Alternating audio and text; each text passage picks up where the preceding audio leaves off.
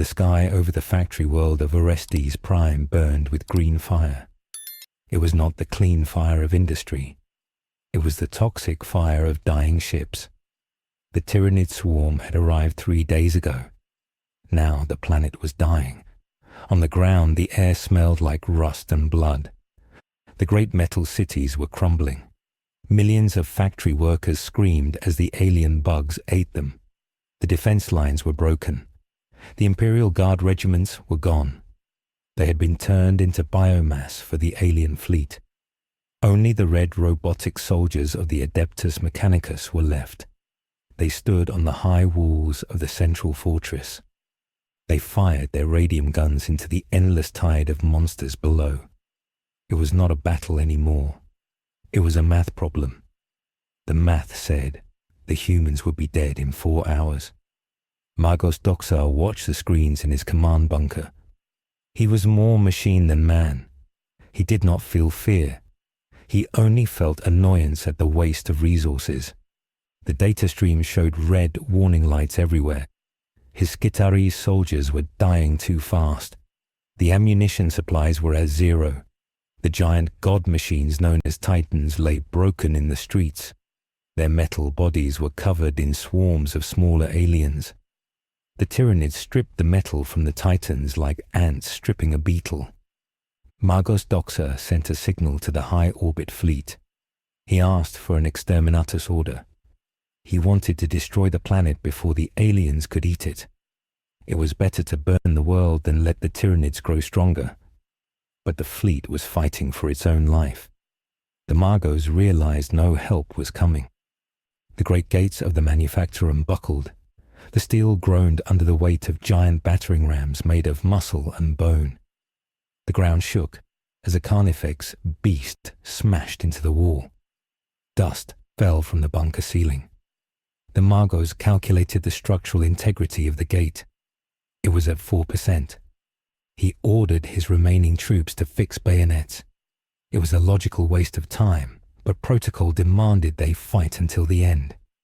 The screaming of the aliens grew louder. It drowned out the sound of the defense lasers. The massive doors bent inward. Metal snapped with the sound of gunshots. The horde poured through the breach. It was a river of teeth and claws. The Skitarii stood their ground.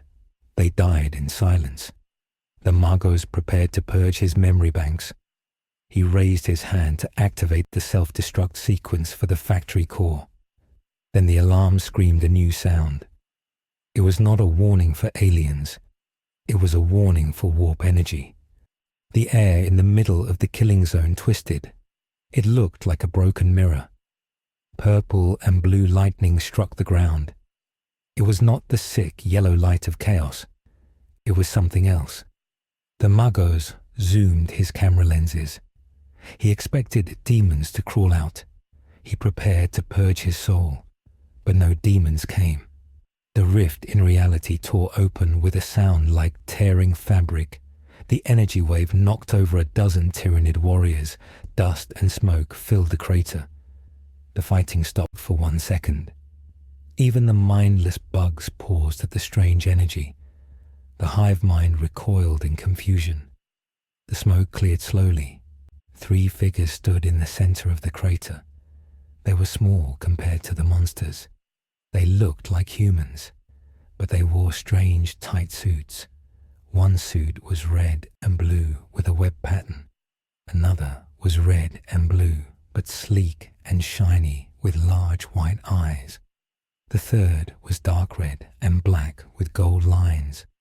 They stood back to back. They looked confused. They looked at the giant alien monsters surrounding them. They looked at the red robotic soldiers on the walls. One of them raised a hand to his head. The Magos recorded their biosigns. They had 2 arms and 2 legs. They had human heat signatures, but their muscle density was impossibly high. Their reflexes registered on the sensors before they even moved. The Tyranid hive mind did not care about confusion for long. It only saw biomass. It saw 3 new morsels to eat. The pause ended. 1,000 gaunts shrieked and charged at the 3 small figures. The Magos prepared to watch them die. A human could not survive that charge without power armor. The creatures leaped. Their claws were sharp enough to cut tank armor. The Magos calculated the three strangers would be dead in 2 seconds. The history of Orestes Prime was about to end in blood. But the history of the strangers was just beginning. The first stranger in the red and blue suit moved. He did not move like a man. He moved like a blur. A white rope shot from his wrist. It stuck to a falling piece of rubble. He pulled. The rubble smashed into the lead alien. The war for the galaxy had just changed. The battle for the northern gate of the Manufactorum reached a critical level of violence. The three strangers did not use guns. They did not use chainswords. They used their bodies. The first stranger in the classic red and blue suit moved faster than the human eye could track. He jumped into the air. He fired white lines of webbing at the faces of the Tyranid gaunts. The webbing hit the aliens in the eyes. The aliens screamed. They clawed at their own faces. The stranger landed on the back of a monster. He punched it. The punch had the force of a hydraulic piston. The alien's skull cracked. The stranger backflipped away before the other monsters could grab him. He was fighting 10 aliens at once. He did not look tired. He looked like he was dancing. The second stranger with the sleek suit and big eyes was even faster. He was more agile. He crawled on the ground like a spider. He slipped between the legs of the monsters. He kicked their knees. The legs snapped. The monsters fell. He used his webs to pull pieces of the broken wall. He swung a concrete block like a wrecking ball. The block smashed into a group of gaunts. Green blood exploded everywhere. This stranger talked while he fought. He shouted questions. He asked what these things were. He asked why they were so ugly. No one answered him. The roar of the battle was too loud. The aliens did not care about his jokes. They only wanted to eat him. The third stranger was the most dangerous to the machine sensors. His suit was made of metal. It was dark red and black with gold lines. It glowed with internal power. 4 golden metal legs grew out of his back. These legs were sharp. They moved by themselves. They stabbed the aliens that came too close. The stranger in the metal suit did not just punch. He fired blasts of energy from his hands. The energy beams burned holes in the Tyranid armor. He hovered in the air. He scanned the battlefield. His helmet display showed him targeting data. He saw the waves of enemies coming. He shouted to his friends. He told them to watch their flanks. He acted like a soldier. Magos Doxa watched all of this from his bunker. His logic circuits were working hard. He tried to classify the strangers. They were not space marines. They were too small. They did not wear power armor. They were not Eldar. They were not orcs. They looked human. But humans could not move like that. A normal human would tear their muscles if they jumped 20 feet in the air. These strangers did it easily. The Magos considered if they were mutants. Mutation was a crime against the Emperor. Mutants had to be purged. But these mutants were killing Tyranids. The Magos made a calculation. The enemy of my enemy is a tool. He decided to use the tool. He ordered his Skitaria soldiers to adjust their aim. They stopped firing at the center of the crater. They fired at the edges. They created a ring of laser fire around the strangers. This kept the aliens from swarming them all at once. The Tyranid hive mind was confused for the first time in the battle. The hive mind is a single intelligence that controls all the aliens. It learns quickly. It saw that the strangers were dangerous. It saw that the white webbing was sticky. The gaunts who got webbed could not move. They became useless biomass. The hive mind sent a command to the swarm. It told them to change tactics. The gaunts stopped running in straight lines. They began to jump in zigzag patterns. They tried to dodge the webs. The hive mind also realized something else. The strangers were soft. They did not have thick armor. If a claw hit them, they would bleed. The hive mind ordered the Termagants to move forward. These aliens carried guns made of flesh. The guns fired beetles that ate through flesh. The Termagants lined up on the ridge. They aimed at the stranger in the classic red and blue suit. They fired a volley of flesh-borer beetles. The air filled with buzzing death. The stranger felt a warning. He called it his spider sense. It buzzed in his head. He knew danger was coming before it happened. He jumped straight up. The beetles hit the ground where he had been standing. They chewed into the concrete. The stranger stuck to the side of a ruined tower. He looked down. He saw the shooters. He fired 2 lines of web. He grabbed a heavy metal pipe. He pulled hard. The pipe flew through the air. It knocked the Termagants off the ridge. The stranger in the metal suit landed next to the first one. He retracted his helmet faceplate. His face was young. He looked like a teenager. He looked terrified but focused. He asked the other one where they were. He said the stars were wrong. He said his suit could not connect to the satellite network. He said the air composition was low on oxygen and high on sulfur. The first stranger shook his head. He said it did not matter. He said they had to save the people on the wall. He pointed to the red robotic soldiers. He thought they were people in suits. He did not know they were cyborgs. He did not know they had removed their emotions. The battle changed again. The ground shook with a heavy rhythm.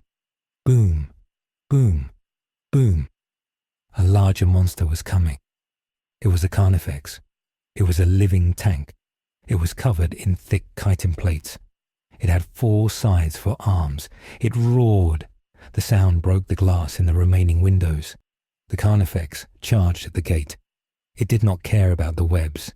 It smashed through a web barrier like it was tissue paper. The stranger in the sleek suit tried to stop it. He fired a web at its legs. He tried to trip it. The web line went taut, but the monster was too heavy. It pulled the stranger forward. He flew through the air. He was going to hit the monster's spikes. The stranger in the metal suit reacted instantly. He fired a thruster boost. He flew and caught his friend in mid-air. They tumbled to the ground. The Carnifex did not stop. It was running toward the bunker gate. The gate was already broken. If the monster got inside, it would kill the command staff. It would kill the Magos. If the Magos died, the defense grid would shut down. The whole city would die. The first stranger saw the danger. He did not run away. He ran toward the monster. He sprinted directly at the charging beast. He waited until the last second. The monster swung a giant scythe. The stranger slid under the blade. He shot a web onto the monster's chest. He pulled himself onto its back. He was riding the monster. The monster thrashed. It tried to shake him off. The stranger held on tight. He used his super strength. He grabbed the monster's armor plates. He pulled. His muscles strained. The sound of tearing cartilage filled the air. He ripped a plate off the monster's back. He exposed the raw flesh underneath. He shouted to the metal suit stranger. He told him to shoot the exposed spot. The metal suit stranger aimed. He charged his repulsors to maximum power. He fired a unibeam from his chest. The yellow light hit the raw flesh. The monster screamed. It was a sound that made teeth hurt. The energy beam cooked its internal organs. The Carnifex stumbled. It fell forward. It crashed into the rubble just 10 feet from the gate. It was dead. Its massive body blocked the path for the smaller aliens. It became a wall. The Magos saw the efficiency of the kill. He was impressed. It took a heavy weapons team or a battle tank to kill a Carnifex. These 3 humans did it with their bare hands and 1 energy shot. The Magos spoke into his Voxcaster. He amplified his voice. He spoke in High Gothic. He ordered the strangers to retreat. He told them to enter the bunker. He said the radiation levels outside were rising. He lied about the radiation. He just wanted to get them inside so he could study them. He opened the secondary blast door. The 3 Spider-Men heard the voice. It sounded like a computer, but they understood the intent. They saw the door open. They saw the tide of aliens getting bigger. There were thousands more coming. They could not fight them all. They were tired. They were hungry. They were confused. They looked at each other.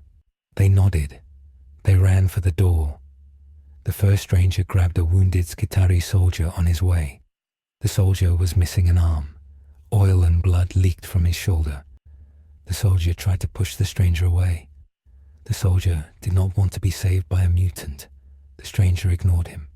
He carried the soldier into the bunker. The blast door slammed shut behind them. It sealed with a heavy hiss. The noise of the battle was cut off. Suddenly it was quiet. The only sound was the humming of the generators and the breathing of the 3 heroes. They stood in the airlock. They were covered in green alien blood and grey dust. They took off their masks.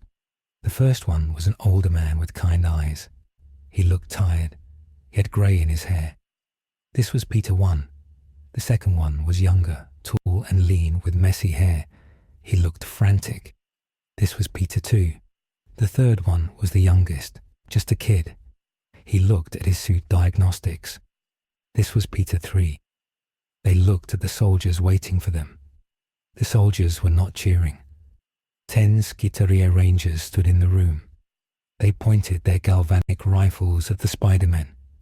The rifles were long and decorated with wood and brass.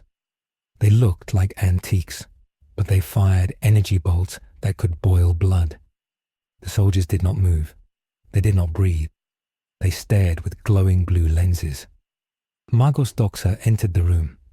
He moved on a tread unit instead of legs. He wore red robes. Half of his face was metal. A green sensor eye replaced his left organic eye. Several mechanical arms extended from his back. One arm held a scanner. Another arm held a surgical saw. He stopped 10 feet away from the strangers. He studied them. Peter 1 stepped forward. He raised his hands. He showed his palms. It was a universal sign of peace. He spoke slowly. He said they were friends. He said they just wanted to help. He asked who was in charge. The Magos did not answer the question immediately. He spoke in a flat, metallic voice.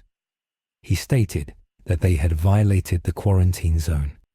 He stated that they had used unregistered genetic modifications. He stated that they had used unsanctioned technology. He asked them to identify their manufacturing origin. He asked which Forge World created them. Peter 3 looked at the Magos. He looked at the mechanical arms. He looked at the half-human face. He whispered to Peter 2. He asked if this guy was a cyborg villain. Peter 2 shrugged. He said it looked like a sci-fi convention gone wrong. Peter 1 told them to be quiet. He realized this was serious. These people were not grateful. They were suspicious. Peter 1 tried to explain. He said they came from Earth. He said they came from Queens. He said they were human. The Magos processed this word. Earth. In this time, Earth was called Holy Terra. It was the throne world of the Emperor. It was a sacred place. No one came from Terra casually. To claim origin from Terra was either a holy truth or a damnable lie. If they were from Terra, they were pilgrims or saints. If they were lying, they were heretics. The Magos looked at their suits. The technology was sleek. It did not look like the blocky, heavy technology of the Imperium. It looked innovative. Innovation was heresy. The Mechanicus believed all knowledge already existed. New things were dangerous. The Magos made a decision. He would not kill them yet. They were too useful. The Tyranids were still banging on the outer walls. The fortress was still doomed. He needed their strength. He lowered his mechanical arm.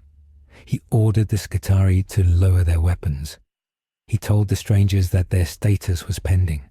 He told them they were conscripted into the defense of Orestes Prime. He told them that refusal was punishable by death. Peter too laughed nervously. He said it was a tough crowd. He asked if there was any food. The Magos pointed to a dispenser on the wall. It produced a grey nutrient paste. It was made of recycled starch and corpse starch. It tasted like wet cardboard. It kept you alive. It did not make you happy. The Magos told them to consume rations. He told them to prepare for the next wave. He said the Tyranids would adapt. He said the next wave would be stronger. He said the door would not hold for long. Peter I looked at the grey paste. He looked at the terrifying cyborg leader. He looked at his two younger brothers from other dimensions. He realized something terrible. They were not in New York anymore. They were not even in a world that made sense. They were in a hellscape. But people were alive here. The workers he saw on the screens. The soldiers dying on the walls. They were people. And Spider-Man saved people. That was the rule. It did not matter what dimension it was. Peter I gathered the others. He formed a small circle. He whispered the plan. He said they needed to secure the perimeter. He said Peter III needed to interface with the computer system to understand the enemy. He said Peter II needed to scout the ventilation shafts to make sure nothing got inside. He took charge. He was the veteran. Peter III walked to a computer terminal. He tried to connect his suit. The terminal was strange. It did not have a keyboard. It had heavy brass switches and punch cards. It had a socket for a data spike. Peter III had wireless tech. He tried to scan the interface. His AI, Karen, spoke in his ear. She said the coding language was archaic. It was a mix of binary and Latin. It was protected by spiritual firewalls. The machine spirit of the terminal did not like him. It sparked. It resisted his intrusion. The Magos watched Peter III try to hack the terminal. The Magos was angry. This was tech heresy. You did not hack a machine, you prayed to it. You applied sacred oils. You recited the litany of activation. To force a machine was to rape its spirit. The Magos raised his weapon again. He warned the boy to stop. He said the machine god would punish his insolence. Peter III stopped. He saw the anger. He backed away. He realized the rules of physics applied here, but the rules of society were insane. He realized technology here was a religion. He had to be careful. He raised his hands. He apologized. He said he was just trying to help the cogitator. The Magos paused. He heard the word help. He considered. Perhaps the boy was an idiot savant, a primitive who had the knack. He lowered the weapon slowly. He explained that the machine must be respected. He began to chant. Toll the great bell once. Pull the lever forward to engage the piston and pump. Toll the great bell twice. He performed the ritual. The screen flickered to life. Peter III watched with his mouth open. It was the most inefficient startup sequence he had ever seen. But it worked. Suddenly, the bunker shook violently. Dust fell from the ceiling. The lights flickered and turned red. A siren began to wail. It was a low, mournful sound. The Magos looked at the tactical map. A red light was blinking in the lower levels. The sewers. The Tyranids had dug underneath the wall. They were inside the perimeter. They were coming up from below. They were bypassing the heavy doors. They were coming for the generator room. If the generator died, the air scrubbers stopped. The radiation outside would leak in. Everyone would die in minutes. The Magos looked at the Spider-Men. He did not ask them, he commanded them. He pointed to the elevator shaft. He told them to go down. He told them to purge the lower levels. He told them to hold the line. Peter I nodded. He did not need to be ordered. He put his mask back on. The white eyes narrowed. He looked at his brothers. "Let's go," he said. "Thwip and kick." They ran to the elevator. The doors opened. The shaft was dark. They could hear the skittering of thousands of claws climbing up the metal cables.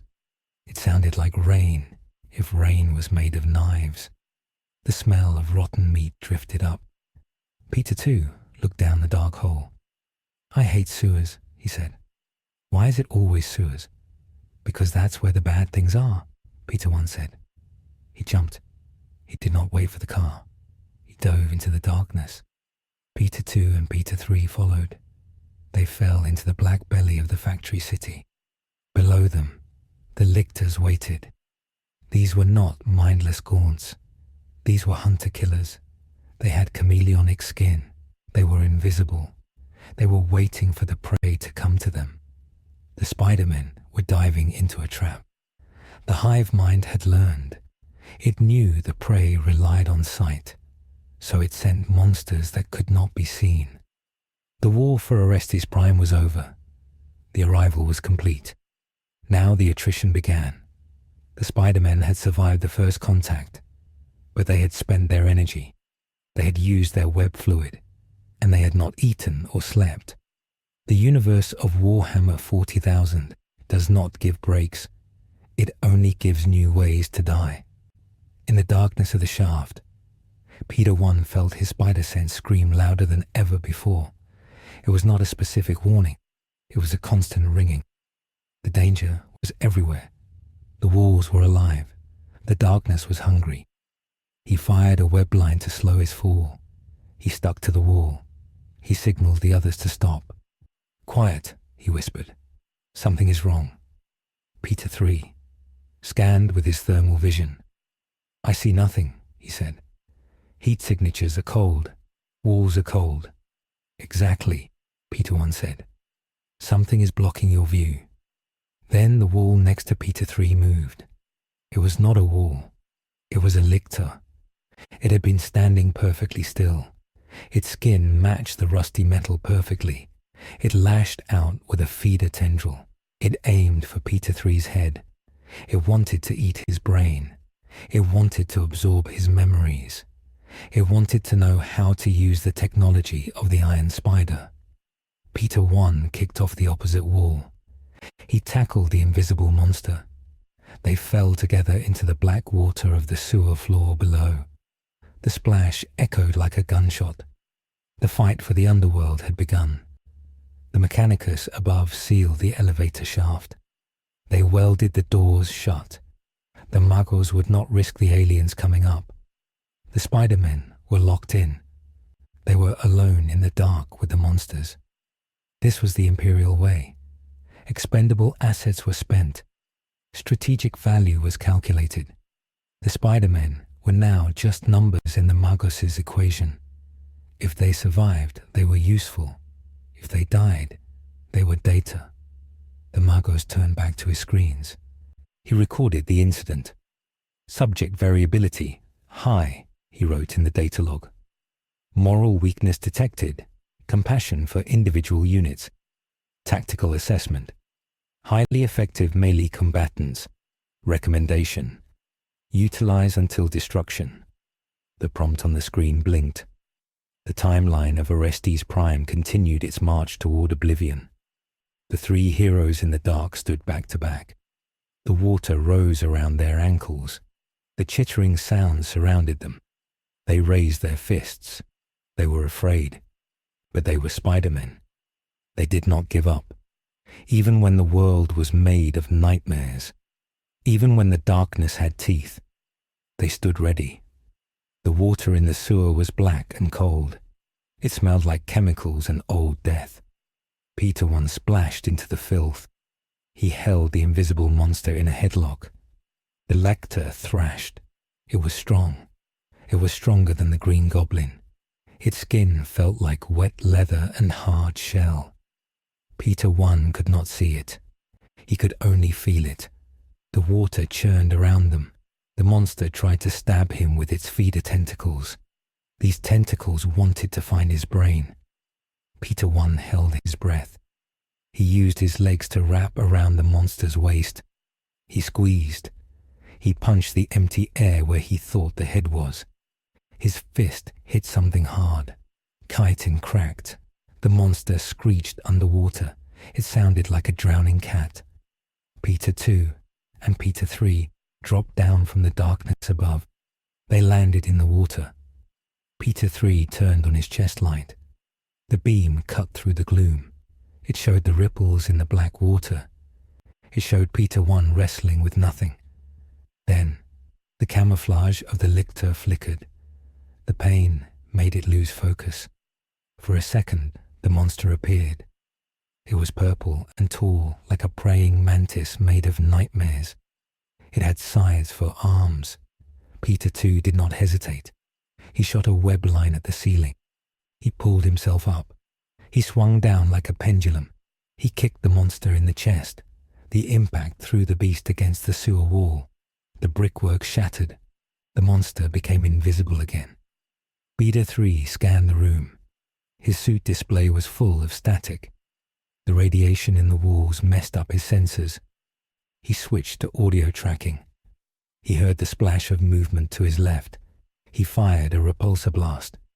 The red beam hit the water. Steam exploded. The monster shrieked again. It leaped out of the steam. It was aiming for Peter 3. The iron spider legs on Peter 3's back reacted.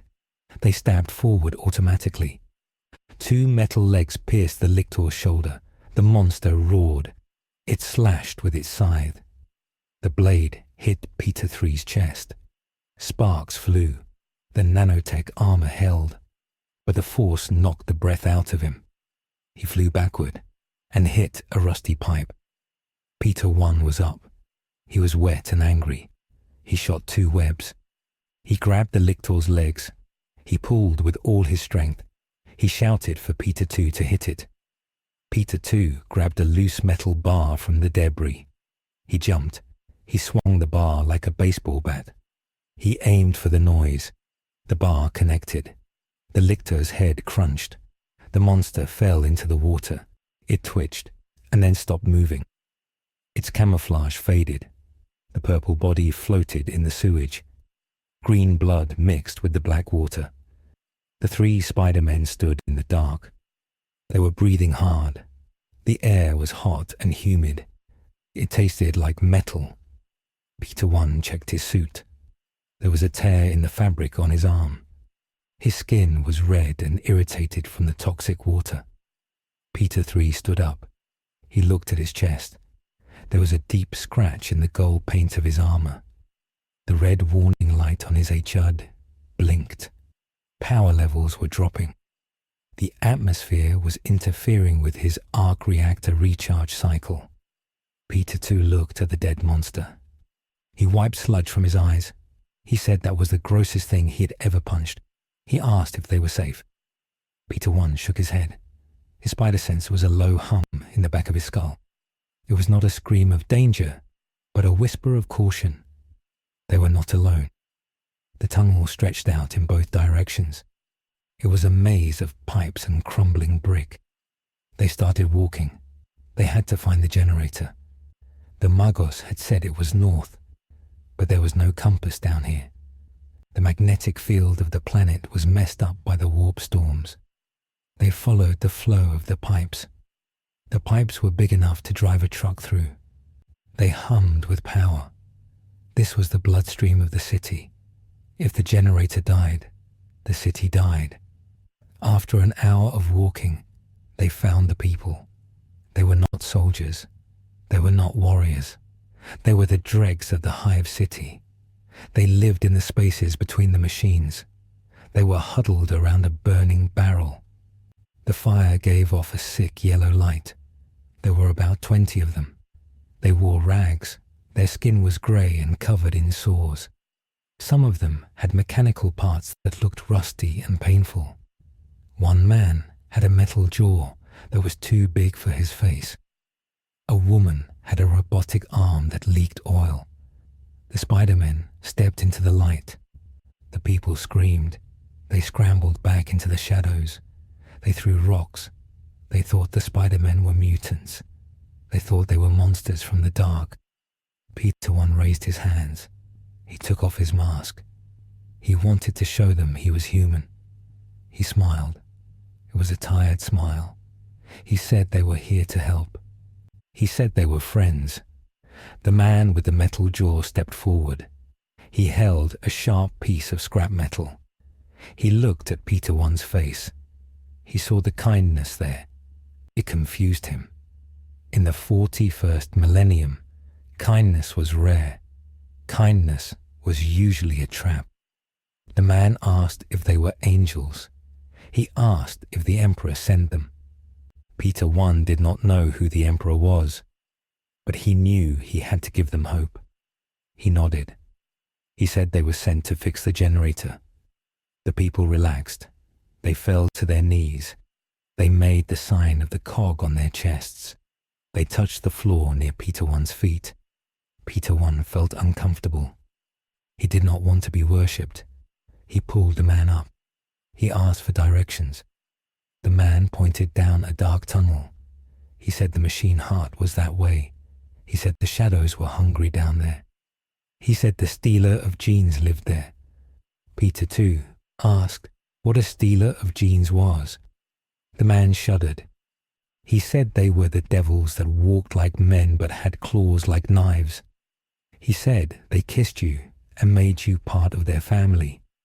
He said they took your babies and made them monsters. The description made Peter, too, feel cold. It sounded like a horror story. They left the people. They gave them some of their rations. The people cried over the grey paste. To them, it was a feast. The Spider-Men walked into the dark tunnel. The atmosphere got heavier. The air got hotter. The radiation counter in Peter III's suit started to click. Click, click, click. It was getting dangerous. They reached the generator room. It was a massive cavern. The ceiling was lost in smoke. In the center was the generator. It was the size of a skyscraper. It was a mountain of brass and steel. Pistons the size of trains moved up and down. Steam vented from pipes. Green lightning crackled around the coils. The noise was deafening. It sounded like the heartbeat of a giant. But something was wrong. The lights were red. Alarms were flashing silently. A group of creatures was crawling on the generator. They were not lictors. They were genestealers. They had 4 arms. 2 arms had hands. 2 arms had claws that could rip through tank armor. They were blue and purple. They moved with unnatural speed. They were tearing at the coolant pipes. They wanted the generator to overheat. They wanted the nuclear explosion to destroy the city defenses. Peter One signaled the attack. He did not shout. He just pointed. They launched themselves into the air. Peter III flew. He fired his repulsors. The blast hit a genestealer. The creature flew off the pipe, but it landed on its feet. It hissed. It signaled the others. There were dozens of them. They swarmed down the machine like a frantic tide. Peter, too, landed on a platform. 3 genestealers rushed him. They were faster than the lictor. They were a blur of claws. Peter, too, dodged. A claw swiped across his chest. It cut through his suit. It cut his skin. Blood sprayed. He yelped. He kicked the creature in the knee. The knee shattered. But the creature did not stop. It did not feel pain. It only felt hunger. Peter, too, had to use his webs to bind its arms. He webbed it to the floor. Then he punched it until it stopped moving. Peter One was in the middle of a group of 5. He was fighting for his life. He used his spider sense to dodge 5 attacks at once. He was a whirlwind of motion. He caught a claw in his hand. He twisted the arm. The bone snapped. He threw the creature into another one. He used a web line to pull a loose pipe from the wall. He swung the pipe.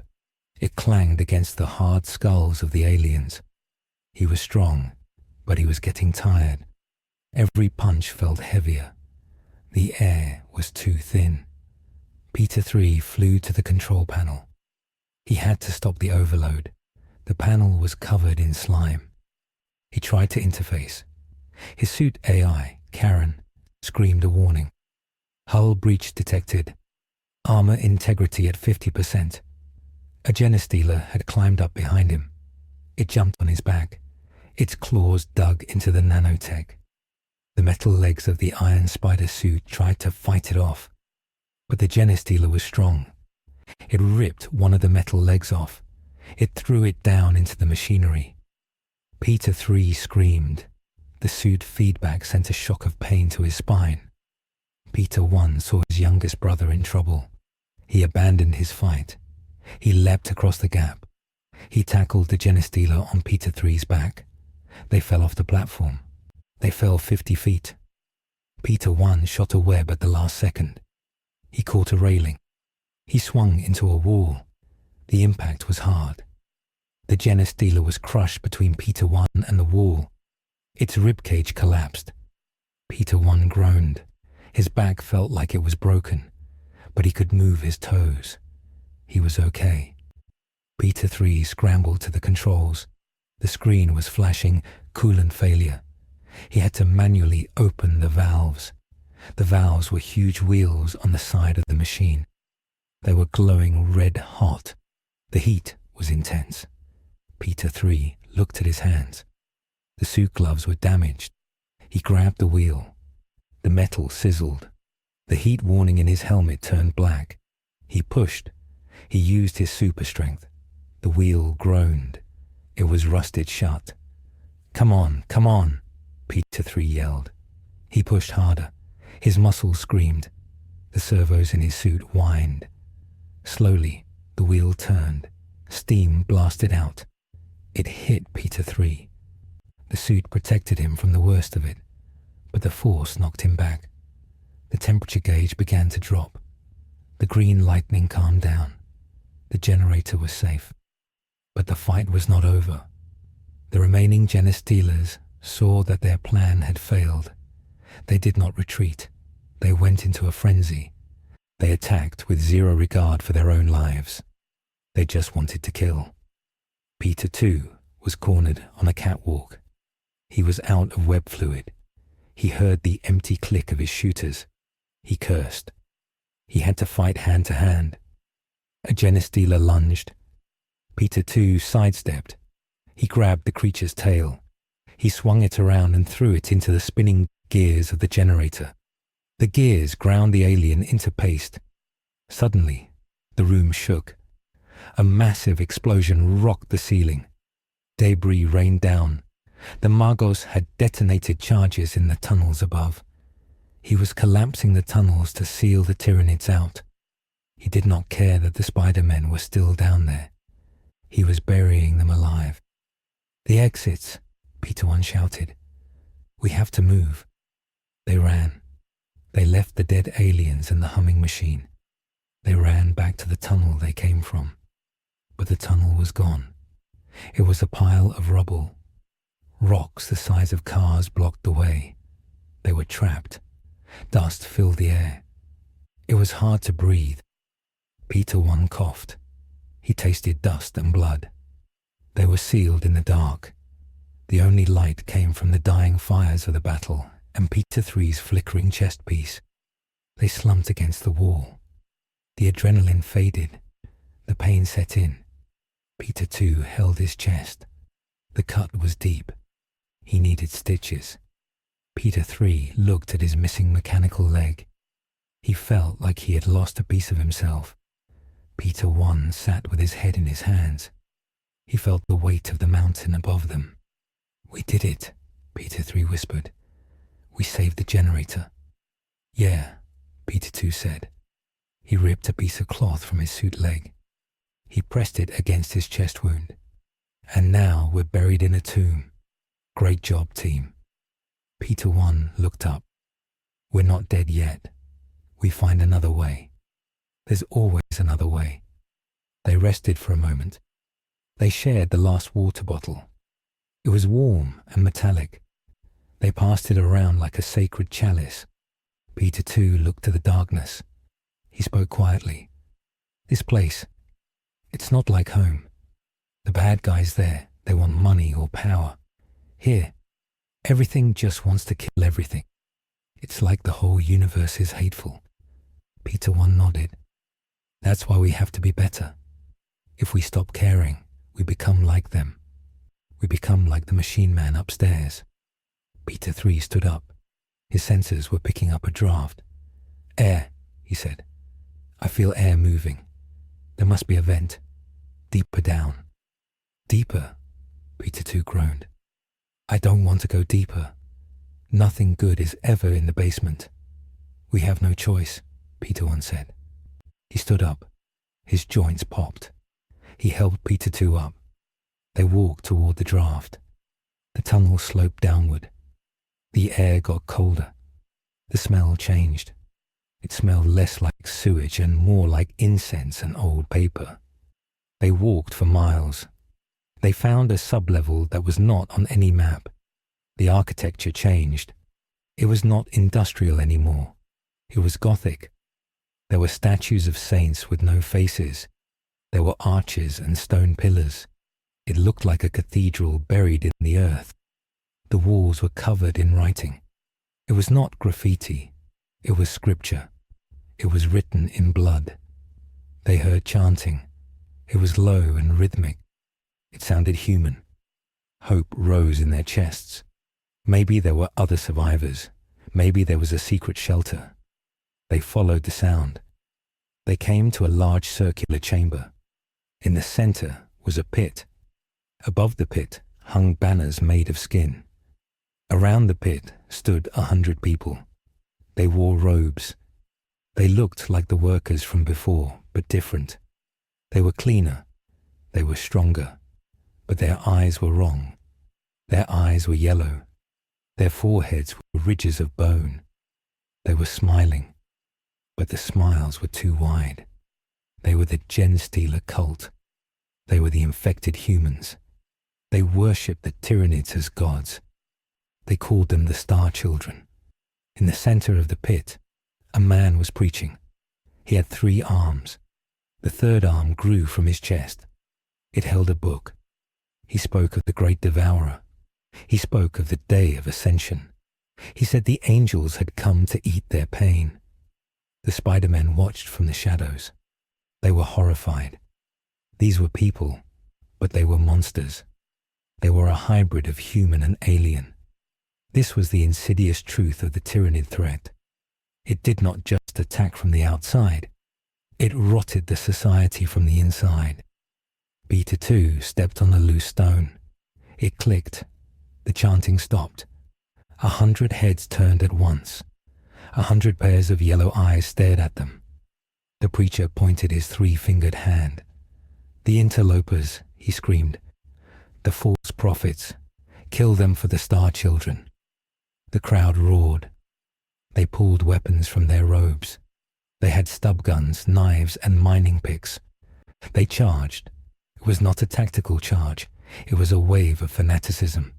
They did not care if they died. They only wanted to kill. Peter 1 stepped forward.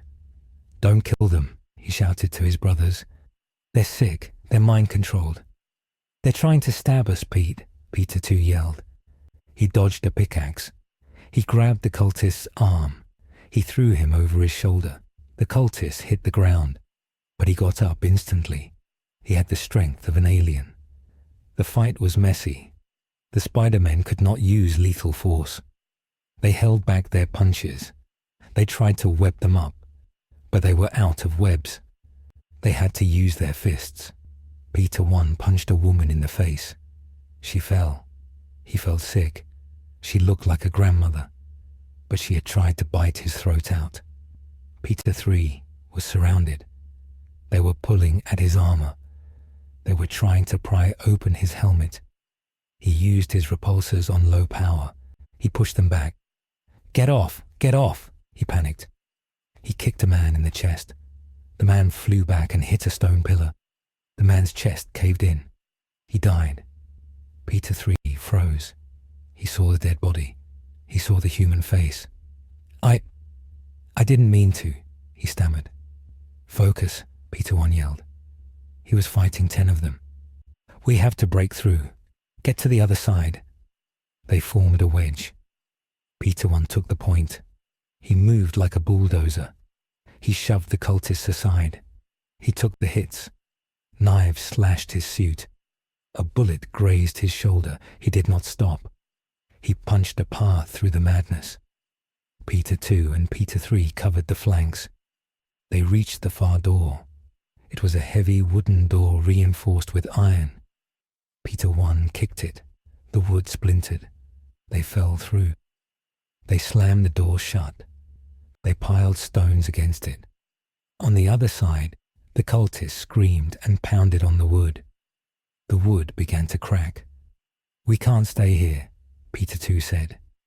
He was bleeding from a cut on his cheek. They're crazy. They're actually crazy. They're infected, Peter 1 said. He was breathing heavy. The alien DNA changes their minds. It makes them loyal. That's worse, Peter 3 said. He was shaking. We killed them. They were people, and we killed them. They were gone, kid, Peter 2 said. His voice was hard. You saw their eyes. There was no one home. They moved deeper into the catacombs. The path led them to an ancient transit tube. It was a maglev train tunnel from thousands of years ago. It was dark and silent. There was a train car sitting on the tracks. It looked dead. Peter 3 went to the train. He opened the panel. I can hotwire this, he said. Maybe, if the power grid is still live on this rail. Do it, Peter 1 said. He watched the door they had just come through. The cultists were breaking it down. Peter 3 worked fast. He connected his suit power to the train's engine. He sparked the ignition. The lights inside the train flickered on. They were dim and yellow. The engine hummed. It was a low, groaning sound. Get in, Peter 3 yelled. They jumped into the car. The cultists broke through the door. They poured into the tunnel. They saw the train moving. They ran after it. They were fast. They ran on all fours like dogs. The train accelerated slowly. It was heavy. The wheels shrieked on the rusty tracks. A cultist jumped onto the back of the train. He held a mining laser. He aimed at Peter 1. Peter 1 did not have time to dodge. Peter 2 reacted. He kicked a metal seat. The seat broke off. He threw it. The seat hit the cultist in the face. The cultist fell off the train. He tumbled into the dark. The train picked up speed. The chanting of the cult faded behind them. They were moving fast now. The tunnel was a blur. They were heading deeper into the planet's crust. Or maybe up. It was hard to tell. They sat in the train car. It rattled and shook. Peter 1 leaned his head back. He closed his eyes. He felt every bruise. He felt the hunger in his stomach. He felt the weight of the leadership. He had led them into a sewer, into a trap, and into a massacre. We're running out of options, Peter 1 said softly. We're running out of everything, Peter 2 added. He looked at his web shooters. I'm dry, completely dry. Me too, Peter 1 said. I have 17% power, Peter 3 said, and my suit is damaged. The nanites aren't repairing fast enough. There were 3 superheroes with no powers left but their muscles and their wits, and they were lost in a world that hated them. The train rattled on into the dark. They did not know where it was going, but they knew one thing. The war was not over. It was just getting started. The Magos had used them. The aliens wanted to eat them. The people wanted to kill them. Peter 1 opened his eyes. He looked at his brothers. We rest now, 5 minutes. Then we plan. We have to get back to the surface. We have to finish this. Why? Peter 2 asked. Why do we help these people? The Magos tried to kill us. Because of the workers, Peter 1 said. The ones who aren't infected. The ones on the surface. We don't fight for the generals. We fight for the little guys. That's the job. Peter too nodded. He didn't like it, but he understood it. It was the Parker luck. It was the Parker burden. The train sped through the dark, carrying the 3 spiders towards an unknown fate. They had survived the catastrophe, but they were broken, lost, and running on fumes. And the Warhammer 40,000 universe had plenty of horror left to show them. The strategic situation had worsened. The enemy was inside the walls. The defenders were compromised, and the only hope lay in 3 tired men in colourful suits on a runaway train. The maglev train shrieked as the emergency brakes engaged. Sparks showered from the undercarriage like a cascade of dying stars. The ancient machine slammed into the dampeners at the end of the line. The impact threw the 3 Spider-Men to the metal floor of the carriage. The lights flickered and died, plunging them into total darkness for a heartbeat, before red emergency lumens washed the station in the colour of dried blood. This was not a civilian station. The walls were reinforced ferrocrete, covered in skulls carved from iron. Banners hung from the vaulted ceiling, depicting scenes of torture and judgment. They had arrived at Precinct Fortress Gamma 9. This was the stronghold of the Adeptus Arbites, the brutal law enforcement of the Imperium. Peter 1 stood up first. His back popped audibly. He felt the weight of his age and the bruising from the sewer fight. He looked out the shattered windows of the train. He did not see a welcoming committee. He saw a firing squad. 2 lines of Arbites stood on the platform. They wore thick black carapace armor that made them look like beetles. Their helmets completely covered their faces, leaving only a single horizontal visor. They held combat shotguns and shock maws that crackled with blue electricity. Behind them stood a Chimera armored transport, its turret-mounted multi-laser aimed directly at the train door. Peter, too, looked through the glass. He wiped the blood from his cheek. He said it looked like the police, but worse. He said they did not look like they wanted to talk. Peter 3 checked his power levels. 14%.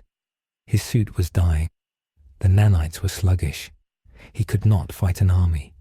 He told the others to keep their hands up. He said they needed to surrender to survive. Peter 1 agreed. They had no webs. They had no energy. They were just men in costumes now. They stepped out of the broken train doors. They raised their hands. The air in the station was cold and smelled of ozone and gun oil. A voice boomed from a loudspeaker. It demanded they kneel. It demanded they submit to the judgment of the Lex Imperialis. It accused them of being unsanctioned psychers and mutants. The soldiers racked the slides of their shotguns in perfect unison. The sound was loud in the echo chamber of the station. A figure stepped forward from the ranks of the armored police. He wore a long black leather trench coat over his armor. A peaked cap sat low over his eyes. He had a bionic eye that glowed red. This was Proctor Major Harlan. He held a power maul in one hand and a bolt pistol in the other. He walked up to Peter 1. He did not ask questions. He struck Peter 1 in the stomach with the handle of his pistol. It was a test. He wanted to see if the prisoner would break. Peter 1 tensed his abdominal muscles. The blow hit hard, but Peter did not flinch. He absorbed the impact. He looked at the proctor. He did not strike back. The proctor paused. He had hit Ogrins who flinched more than this small man. He realized these were not normal refugees. He ordered his men to shackle them. The Arbites rushed forward with heavy suppression cuffs. These cuffs were magnetic and weighed 20 pounds each. They clamped them onto the wrists and ankles of the Spider-Men. The weight was significant, but to a Spider-Man, it felt like plastic jewelry. They pretended it was heavy. They did not want to scare the soldiers into shooting. They were marched through the fortress. The hallways were tight and claustrophobic. They passed cells where prisoners moaned in the dark. They saw servitors scrubbing blood from the floor. These were people who had been lobotomized and turned into cleaning machines. Peter 3 stared at a servitor. He saw the human eyes behind the brass goggles. He saw the lack of a soul. He felt sick. He realized that in this universe, death was not the worst thing that could happen to you. The worst thing was to be made useful. They were brought to an interrogation chamber. It was a circular room with a single metal table. The proctor threw a file onto the table. It was a paper file. In a universe of spaceships, they still use paper. It was inefficient, but it was permanent. The proctor demanded to know their unit designation. He demanded to know why they were in the sewers with the heretics. Peter 1 tried to explain again. He spoke of New York. He spoke of responsibility. The proctor listened with a stone face. He did not believe in New York. He believed in lies. He believed these men were spies from a chaos cult. He raised his pistol to execute Peter 2 first. Before he could pull the trigger, the voxcaster on the wall chirped. A voice cut through the static. It was the mechanical rasp of Magos Doxa. The Magos had tracked them. He had been watching through the security cameras of the train. The Magos invoked his authority under the Treaty of Mars. He claimed the 3 prisoners as property of the Adeptus Mechanicus. He stated they were Archaeotech prototypes recovered from the warp. He ordered the Arbites to release them into his custody immediately. The proctor looked at his pistol. He looked at the prisoners. He hated the Mechanicus. He hated their secrets. But he could not disobey a Magos during a crisis. He holstered his gun. He spat on the floor. He told them they were lucky. He said the machine hell would be worse than his bullet. 10 minutes later, the doors opened. Skitarii Rangers entered the room. They escorted the Spider-Men to a waiting Valkyrie gunship on the landing pad. The city outside was burning. The sky was black with smoke.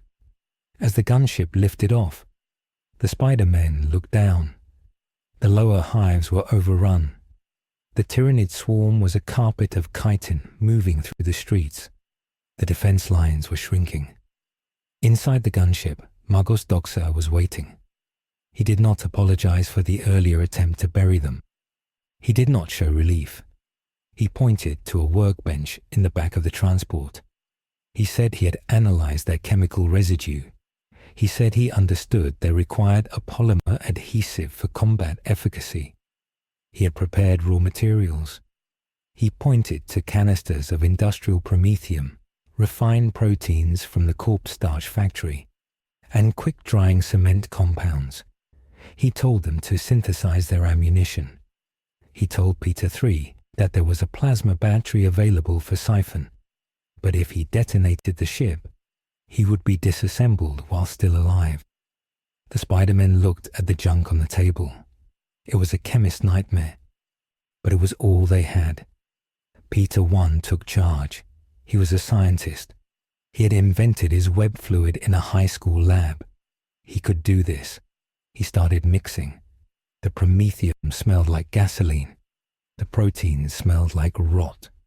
He used the sensors in Peter 3's suit to measure the viscosity. It was dangerous work. One wrong mix and the chemical bond would fail or explode. Peter 3 plugged his suit into the plasma battery. It was a crude connection. He had to strip the wires and hold them together. The energy rushed into his suit. It was dirty energy. It fluctuated. His HUD glitched. Warning, voltage irregular, Karen whispered in his ear. Core integrity at risk. Peter 3 gritted his teeth. He forced the energy in. He watched the numbers climb. 20%, 30, 50. It was enough. The gold legs on his back twitched and sharpened. He felt the power return. Peter 2 sat on the floor. He watched his brother's work. He felt useless. He was not a super genius like the others. He was just a kid who got bit. He picked up a metal pipe. He started to bend it. He tested the weight. If he couldn't shoot webs, he would swing iron. Then Peter 1 handed him a canister. It was heavy. "It's not perfect," Peter 1 said. "It's thicker. It won't shoot as far. And it's going to dissolve in an hour, but it sticks." Peter 2 took the canister. He loaded it into his shooter. He fired a test shot at the wall. The web was grey and ugly. It smoked, but it held. Peter 2 smiled. He was back in the game. The Magos interrupted their reunion. He projected a hologram of the city. He pointed to a massive structure connecting the Manufactorum district to the primary spaceport. It was the bridge of St. Chiodrus. It was 5 miles long. It was a suspension bridge held up by statues of weeping angels. It was the only way across the toxic river for the refugees. Millions of civilians were trying to cross it. On the other side was the spaceport, the only hope of evacuation. But the Tyranids knew this too. The hive mind had deployed gargoyles, winged horrors, thousands of them. They were attacking the bridge from the air. They were picking people off the deck and dropping them into the acid river below. The bridge was also being assaulted by heavier beasts climbing the pylons. The Magos explained the strategic calculus. The Imperial Guard commander wanted to blow the bridge. He wanted to cut the path so the Tyranids could not reach the spaceport. If the bridge fell, the refugees died. If the bridge stood, the Tyranids might cross and take the ships. The Magos gave the order. The Spider-Men were to deploy to the bridge. They were to hold the central span. They were to buy time for the evacuation. Once the last refugee was across, they were to detonate the charges themselves. The Magos did not care about the refugees. He cared about the gene seed stocks at the spaceport. He needed the path open for his own transport to escape. He was using the Spider-Men's morality to secure his own assets. The Valkyrie banked hard. The side doors opened. The wind roared. Below them, the bridge looked like a thin thread over a canyon of smoke. The bridge was covered in people. It looked like an ant trail, and swarming around it were the gargoyles. They looked like bats the size of men. They carried flesh-borer beetles. They spat acid. "Drop zone in 5 seconds, the pilot shouted. "Emperor protect you, because I won't." The 3 Spider-Men stood at the edge. They looked at each other. No quips this time. No jokes. This was war. They jumped. They fell through the smoke. The wind tore at their suits. Peter 3 streamlined his body. He dove faster. He aimed for the lead gargoyle. He fired his repulsors. The red beams cut through the gloom. The gargoyle exploded in a shower of gore. Peter 3 flew through the cloud of blood. He engaged his metal legs. He became a whirlwind of blades. He sliced through the leather wings of the monsters. Peter 1 and Peter 2 shot their new webs. The grey sludge hit the suspension cables. It held. They swung. The physics were different here. The gravity was slightly heavier. The air was thinner. They had to adjust their momentum. They landed on the deck of the bridge. The impact shook the concrete. The scene on the bridge was chaos. Civilians were stampeding. Children were crying. Soldiers were firing laser guns into the air, hitting nothing. A gargoyle swooped down and grabbed a woman. Peter 1 reacted. He shot a web line. It hit the gargoyle's leg. He pulled. The gargoyle crashed into the railing. The woman fell to the deck. She scrambled away. Peter 1 punched the gargoyle. Its skull caved in. "Keep moving," Peter 1 shouted to the crowd. "Don't stop. Run to the ships." Peter 2 vaulted over a burning car. He saw a group of gargoyles trying to chew through the main suspension cable. If that cable snapped, the bridge would twist and dump everyone into the river. Peter 2 sprinted up the cable. He ran vertically. He was a red and blue blur. He reached the cluster of monsters. He kicked the first one off.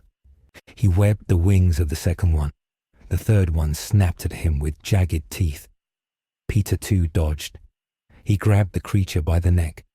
He used his sticky powers to adhere his hand to its skin. He threw it down into the traffic below. For an hour they fought. It was the hardest hour of their lives. There was no end to the enemy. For every gargoyle they killed, 2 more flew out of the smoke. The hive mind was adapting. The gargoyles stopped flying close. They started dropping acid from high altitude. The acid sizzled on the bridge deck. It melted the concrete. It melted people. The screams were terrible. Peter III was in the air. He was the air superiority fighter, but his power was draining again. He was taking hits. A spine rifle shot chipped his helmet. His vision filled with static. "Karen, reroute power to thrusters," he yelled. He flew into a flock of gargoyles. He detonated a repulsor blast in all directions. It cleared the sky for a moment, but he fell. He crashed onto the bridge deck. He slid for 50 feet. Sparks flew from his armor. He stopped at the feet of a commissar. The commissar was a tall man with a severe face. He wore a high-peaked cap and a red sash. He held a bolt pistol. He looked down at Peter III. He did not offer a hand. He looked at his watch. "Time is up," the commissar said. "The quarantine line is breached. I am blowing the bridge." Peter III scrambled up. "No, there are still people on the other side, thousands of them." "Irrelevant," the commissar said. "Better they die than the port falls. Duty requires sacrifice." He reached for the detonator on his belt. Peter I landed next to them. He saw the detonator. He saw the cold eyes of the commissar. He understood the stakes. This man would kill 10,000 people to save 1,000,000. It was the logic of the Imperium. It was a logic Peter Parker could not accept. Peter I shot a web. He snatched the detonator from the commissar's hand. The commissar did not hesitate. He raised his bolt pistol and fired. The explosive round hit Peter I in the shoulder. It blew a chunk of his suit away. It tore flesh. Peter I stumbled back. He dropped the detonator. He clutched his shoulder. Blood poured out. "He shot me," Peter I gasped. He couldn't believe it. He was saving them, and they shot him. Peter II saw this. A red rage filled him. He swung down. He landed between the commissar and his brother. He didn't punch the commissar. He broke the bolt pistol. He crushed it in his hand. The commissar drew a power sword. The energy field crackled. The commissar was a veteran of 100 wars. He was fast. He slashed at Peter II. The fight was surreal. The heroes were fighting the people they were saving. The Tyranids were swarming above. The bridge was shaking. "Stop!" Peter I yelled. He stood up. His arm hung uselessly. "Look!" He pointed to the sky. The gargoyles were retreating. They were flying away. It didn't make sense. Tyranids never retreated. Then the ground shook. A massive shadow fell over the bridge. It was a bio-titan, a hierophant. It had waded into the river. It was as tall as a skyscraper. Its legs were like cathedral towers. It was so big it didn't need the bridge. It was walking through the acid river. It was coming for the spaceport. The hive mind had distracted them. The attack on the bridge was a feint. It forced the Imperium to focus on the refugees. Meanwhile, the heavy hitter flanked them. The bridge didn't matter. The explosives didn't matter. The city was lost. The commissar looked at the Titan. He lowered his sword. His face went pale. "Emperor's mercy," he whispered. The Magus's voice crackled in their ears. "Strategic update. Hive Secundus has fallen. The evacuation is cancelled. All assets are to retreat to the upper spire. The bridge is compromised. Peter 3 looked at the refugees. They had stopped running. They were staring at the giant monster. They knew they were dead. The ships were not coming back for them. "We can't leave them," Peter 2 said. "We can't save them," Peter 1 said. His voice was heavy with pain. "Not all of them. We have to choose." The Bio-Titan fired its bio-cannons. Massive globs of acid hit the spaceport. The ships on the pads exploded. The fireball was blinding. The shockwave hit the bridge. The suspension cables groaned, one snapped. The bridge lurched. The statue of the weeping angel on the south pylon crumbled. Peter 1 made a decision. It was the hardest decision of his life. He looked at the commissar. "Get the people off the bridge. Move them back to the manufactorum. We will buy you time." The commissar looked at the mutant. He nodded. He respected courage, even from a heretic. He began to shout orders.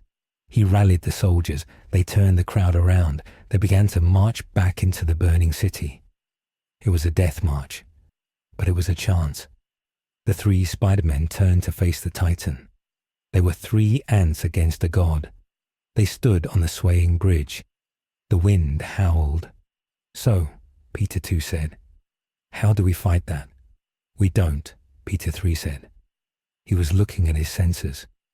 "We trip it." "Trip it?" Peter 1 asked. "The river is deep," Peter 3 explained. "The mud is unstable. If we can destabilize the footing, it falls. If it falls, the current takes it." "And how do we destabilize the footing of the mountain?" Peter 2 asked. "We use the explosives," Peter 1 realized. He looked at the detonator on the ground.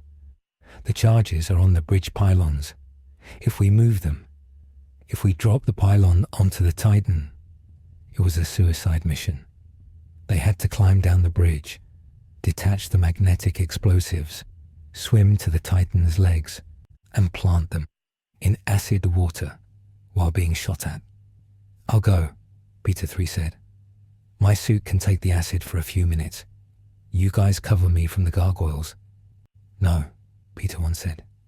"We do it together. We're a team." They didn't have time to argue.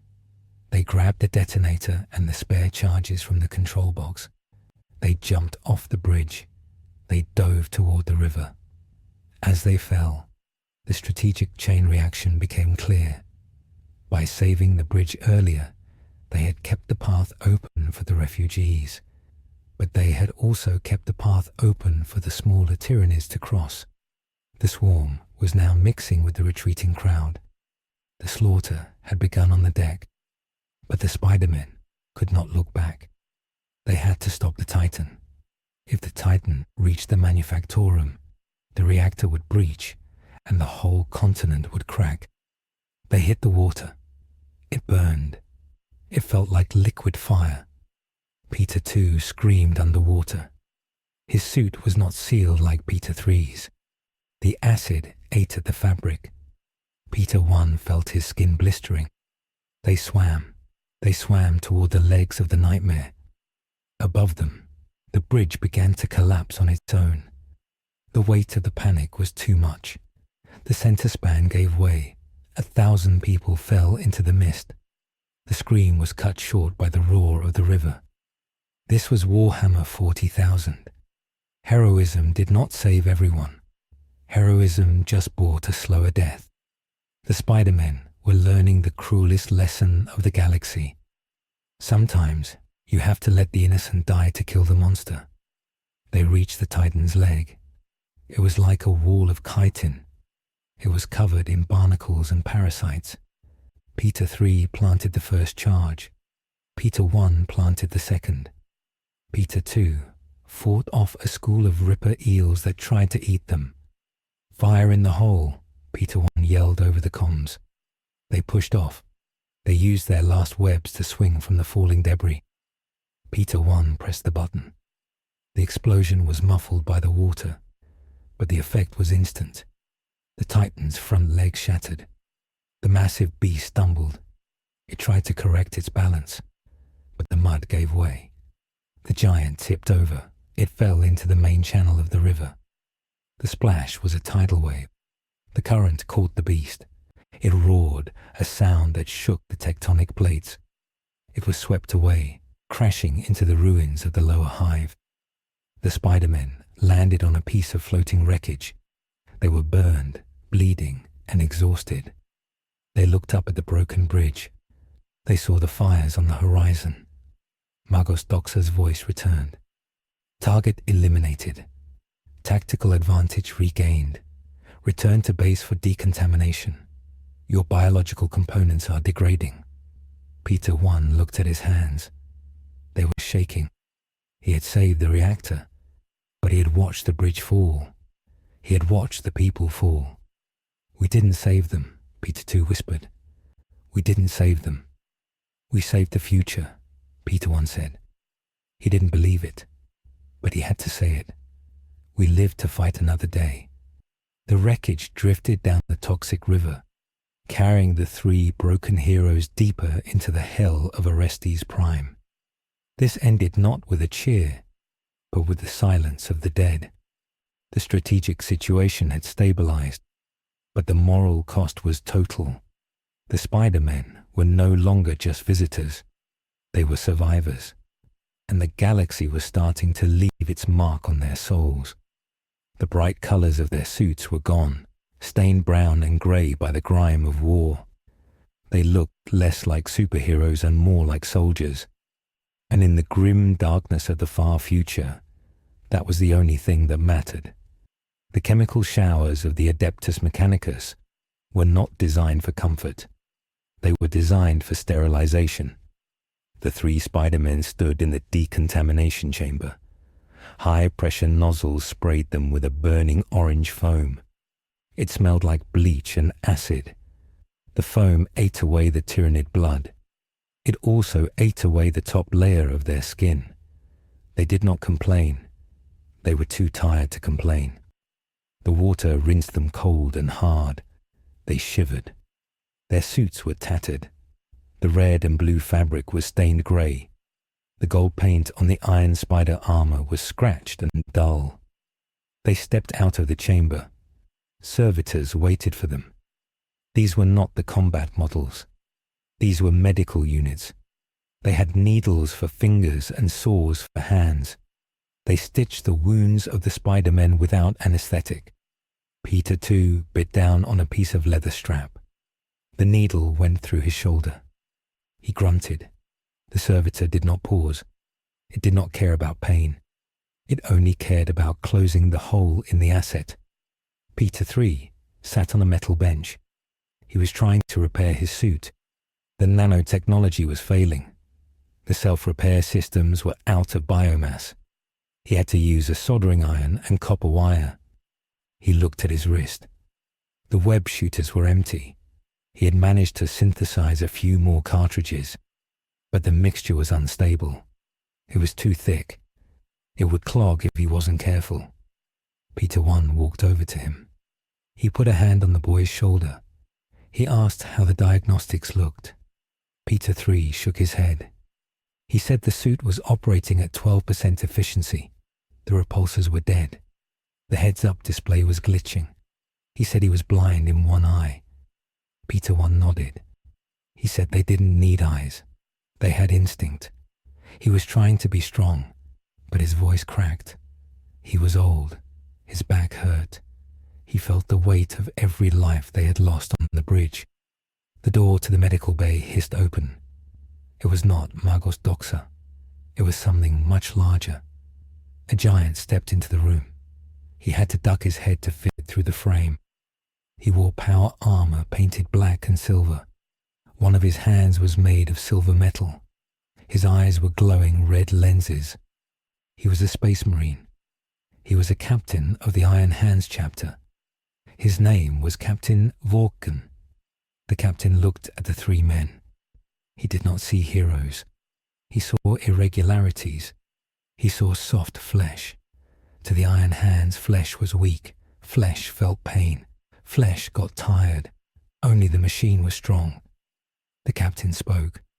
His voice sounded like rocks grinding together. He said the Muggles had reported their combat data. He said their kill ratios were acceptable for mutants. He did not call them men. Peter 1 stood up. He looked the giant in the eye. He said they were not mutants. He said they were humans. The captain ignored him. He walked to a tactical table in the center of the room. He punched a code. A hololith appeared. It showed the spire they were in. It showed the city below. The city was red. The Tyranids had taken 90% of the surface. Magos Doxa rolled into the room behind the Space Marine. The Magos looked pleased. He said the arrival of Clan Raukan changed the variables. He said they now had a probability of success for the Omega Sanction. Peter 2 asked what the Omega Sanction was. He didn't like the sound of it. In movies, anything named Omega was usually bad. The captain explained. He pointed to the center of the map. There was a geothermal power plant deep underground. It tapped into the planet's core heat. The captain proposed to overload the core. He wanted to vent superheated plasma through the ventilation shafts of the entire city. It would cook the hive from the inside out. It would burn the Tyranids to ash. Peter 1 looked at the map. He saw the refugee sectors. He saw the blinking lights where thousands of people were hiding. He asked what would happen to the people. The captain did not blink. He said the people were already dead. He said their biomass would be denied to the enemy. He said it was a strategic victory. If the Tyranids ate the people, they would get stronger. If the fire killed the people, the Tyranids got nothing. It was simple math. Peter 1 slammed his hand on the table. He said no. He said they would not allow it. He said there had to be another way. The captain looked at Peter 1 with mild curiosity. He asked why the mutant cared about the cattle. He explained that the Imperium was vast, 1,000,000 worlds. One city did not matter. Only the hatred of the alien mattered. Peter 1 argued. He spoke of hope. He spoke of the duty of the strong to protect the weak. The captain listened. He did not get angry. He just found it illogical. He turned to the Muggles. He told the Muggles to prepare the overload sequence. He told the Spider-Men to stand down. He said if they interfered, they would be purged. The Space Marine left the room. The Muggles followed. The door locked. The Spider-Men were alone again. They were prisoners in the tower they had helped save. Peter 2 kicked a metal tray. It clattered across the floor. He said he hated this place. He said everyone was a villain. He said even the good guys were bad guys. Peter 3 went to the computer terminal in the wall. He pried off the panel. He pulled out wires. He said he could stop it. He said he could hack the command signal. If he looped the sensor data, the Muggles would think the core was already overheating. The system would shut down automatically to prevent an explosion. Peter 1 looked at the door. He listened. He heard heavy boots marching outside. He knew they didn't have much time. He told Peter 3 to do it. He told him to save the people. Peter 3 connected his suit to the wires. He closed his eyes. He dove into the data stream. He swam through the binary ocean of the Mechanicus network. He found the command codes for the geothermal plant. He started to build the fake signal. But while he was in the system, he saw something else. He saw a shadow in the code. It was deep. It was buried under layers of encryption that were thousands of years old. It was not imperial coding. It was not binary. It was complex and geometric. It looked like a green pulse. It was a dormant signal. It was connected to the power grid of the lower levels. Peter 3 paused. His scientific curiosity took over. He wondered what it was. He thought it might be a defense system. Maybe it was a shield generator. Maybe it was an old weapon that could kill the Tyranids without killing the people. He had a choice. A small choice. He could just block the thermal overload and leave the people to fight the Tyranids with sticks and stones. Or he could investigate this new signal. He could try to activate this ancient defense. He looked at his brothers. They were watching the door. They were trusting him. He thought about the people on the bridge, the ones who fell. He thought about the woman with the robotic arm. He wanted to give them a real chance. He didn't want to just delay their death. He wanted to save them. Peter III made his choice. He reached out in the digital world. He touched the green signal. He routed power to it. He woke it up. "I found something," Peter III whispered. I think I found a way to win." "What is it?" Peter I asked. "I don't know," Peter III said. "But it's big, and it's waking up." Suddenly, the floor of the medical bay lurched. It was not an explosion. It was a shift. It felt like the whole planet had moved an inch to the left. The lights flickered. The orange emergency lumens turned off. For a second, there was total darkness. Then a new light came on. It was not red. It was green. A low hum began to vibrate through the walls. It was a frequency that made teeth ache. It grew louder. It sounded like a choir of synthesizers. The door to the medical bay slid open, but it didn't slide normally. The metal disintegrated. It vanished layer by layer, turned into green dust. Margus Doxa was in the hallway. He was screaming. It was a binary scream of terror. He was shouting about the dragon. He was shouting about the silent ones. Peter I ran to the door. He looked out. The hallway was changing. The rusty metal of the Imperial factory was peeling away. Underneath the rust was a new metal. It was black and smooth. It shone like obsidian. Green glyphs were glowing on the walls. "What did you do, kid?" Peter II asked. His spider sense was going crazy. It was hurting his head. "I turned on the defense system," Peter III stammered. "I thought it would help." They ran to the window. They looked down at the city. The ground was cracking open. Huge black pyramids were rising from the earth. They were pushing the hive city aside like it was made of cardboard. The Tyranid swarm, which had been covering the streets like a carpet, was in chaos. Green lightning arced from the pyramids. It had hit the Tyranids.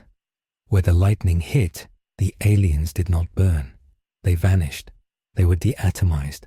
Layer by layer, the biomass was stripped away until nothing was left. "It's working," Peter III said. He smiled. "Look, it's killing the bugs." "Yeah," Peter I said slowly. "But look at the tanks." He pointed to a column of lemon rust battle tanks parked near the wall. The green lightning hit them too. The tanks vanished. The soldiers standing next to them vanished. The green lightning did not care.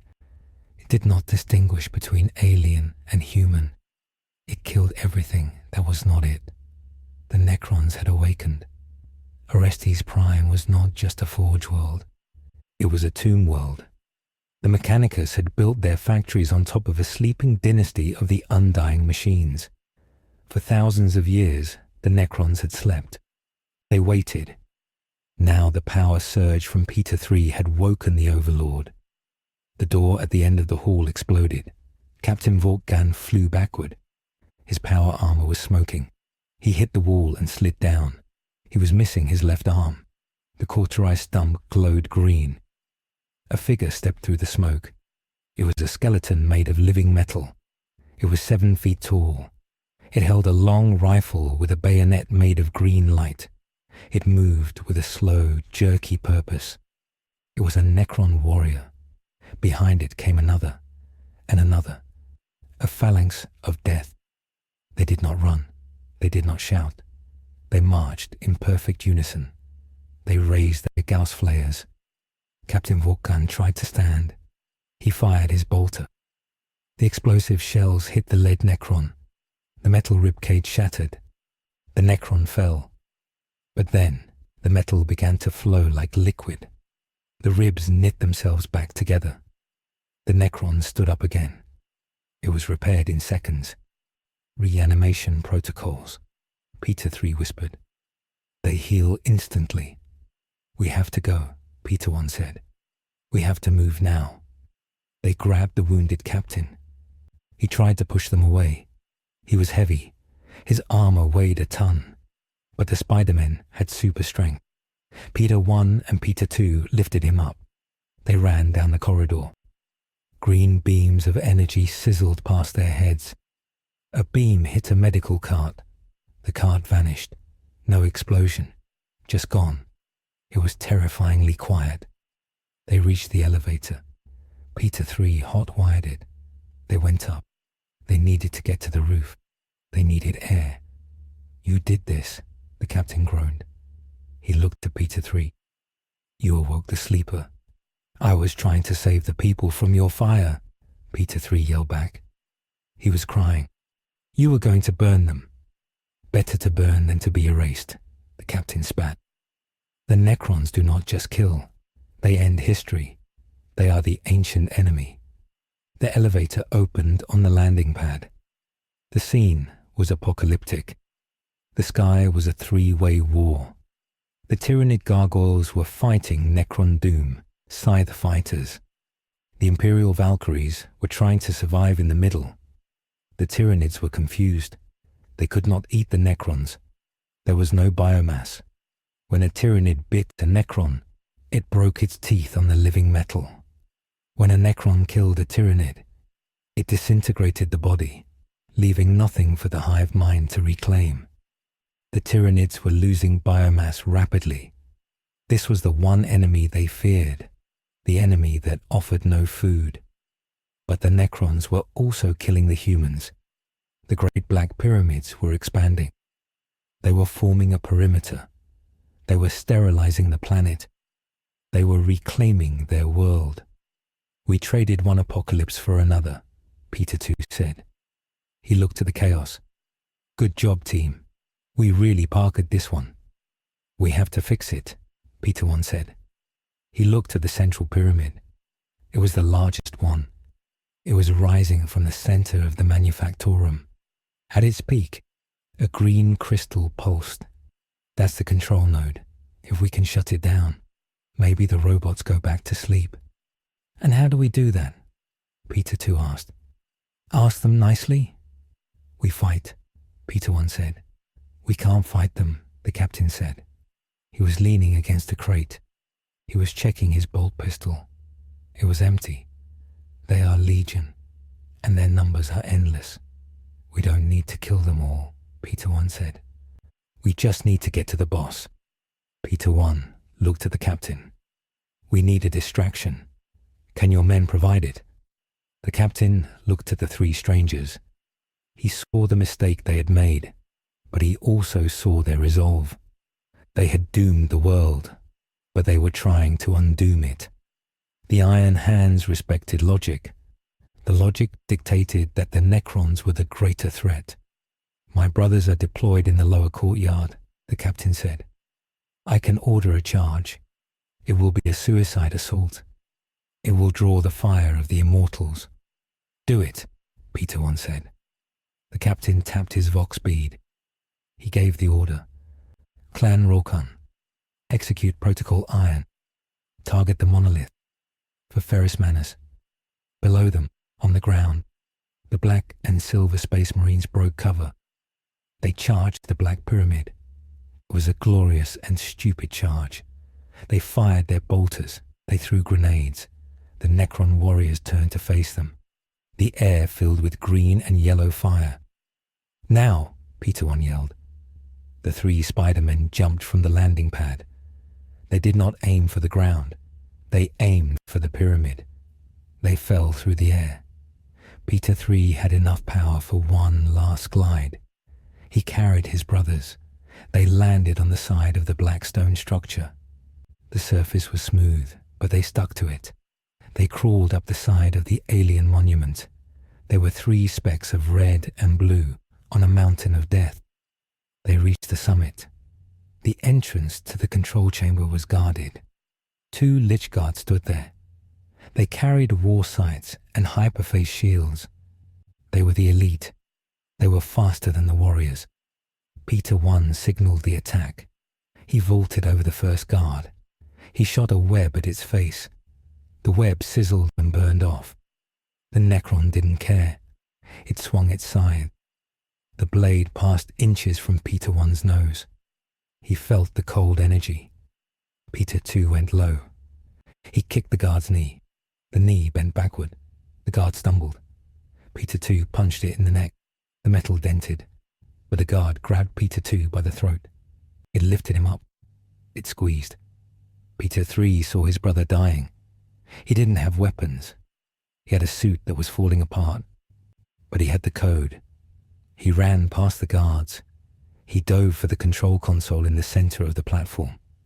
The console was a swirling vortex of green energy. Peter 3 plunged his hands into it. He screamed. The energy burned his gloves. It tried to override his mind. He heard the voice of the Overlord. It was a voice of cold dust and dead stars. "Get out," the voice boomed in his head. "Vermin." "No," Peter 3 yelled. "Sleep. Go back to sleep." He tried to upload the dormancy protocol he had seen earlier. He fought the alien computer with his human brain. His nose started to bleed. His suit alarms were screaming. The Lich Guard threw Peter 2 across the platform. He hit the stone hard. He didn't get up. The guard raised its scythe to finish him. Peter 1 jumped on the guard's back. He grabbed the scythe arm. He pulled. "Leave him alone." Peter 3 was losing the digital battle. The Necron mind was too strong. It was millions of years old. It was crushing him. He needed help. "Karen," he screamed to his AI. "Upload everything. All the music, all the movies, all the homework, everything." He flooded the Necron network with junk data. He sent terabytes of pop culture, math problems, and cat videos into the ancient mind of the Overlord. The Necron system paused. It did not understand. It knew war. It knew logic. It did not know what a meme was. It faltered. The hesitation was enough. Peter 3 found the command line. Hibernation sequence. Engage. He slammed his fist onto the virtual button. The green light on the pyramid spiked. It turned blindingly white. Then it dimmed. The hum stopped. The Lich Guard froze. Its scythe was inches from Peter 2's chest. It stood perfectly still. The green light in its eyes faded. It became a statue. All over the city, the Necrons froze. The warriors stopped marching. The monoliths stopped firing. They entered a standby mode. They were not asleep, but they were paused. The Spider-Men collapsed on the top of the pyramid. They were alive, but the silence did not last. A roar echoed from the sky. The Tyranids were still there. The Necrons had stopped killing them. Now the Tyranids saw a feast. The biomass was stationary. The metal skeletons were not a threat anymore. The swarm turned its attention back to the humans.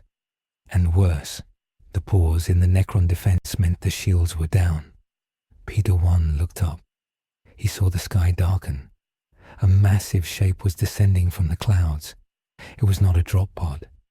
It was a spore pod, a tyrannocyte, and it was big.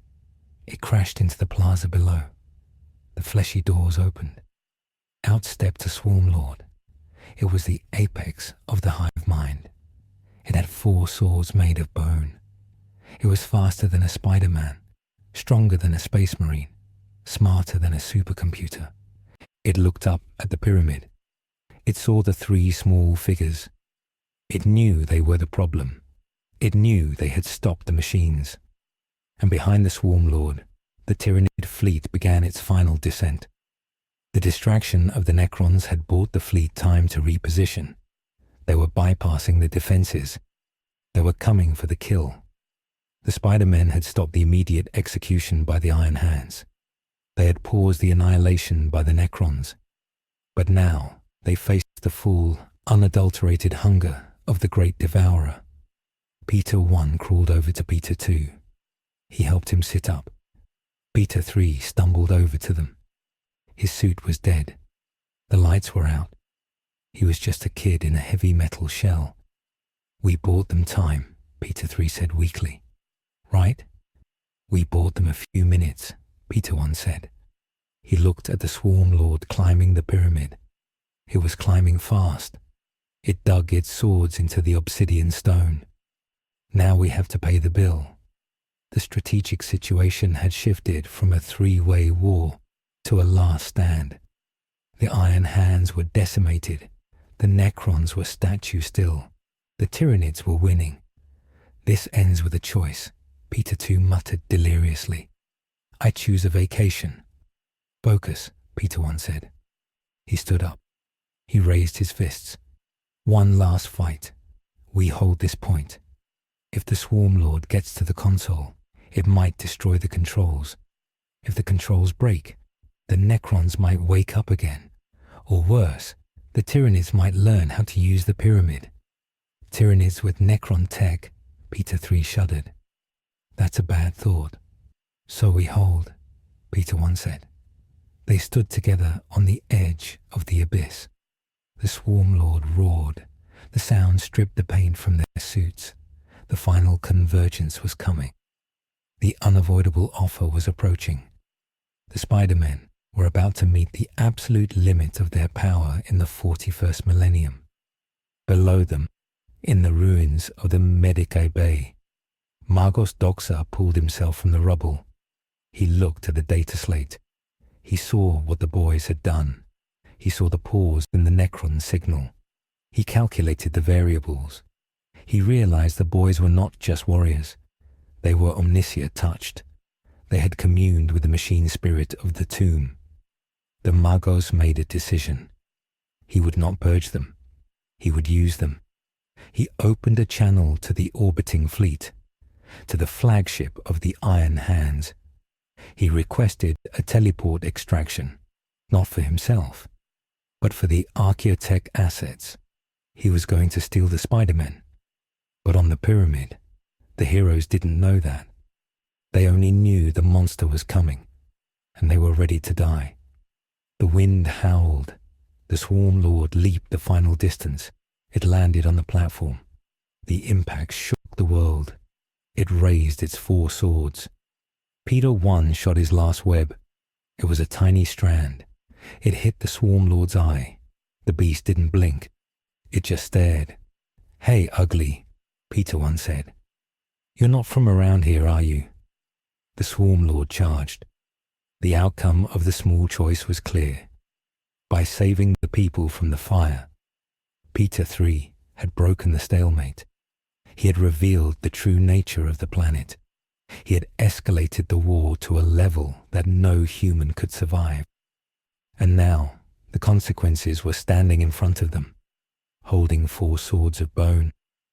The Swarm Lord did not roar. It did not waste energy on noise.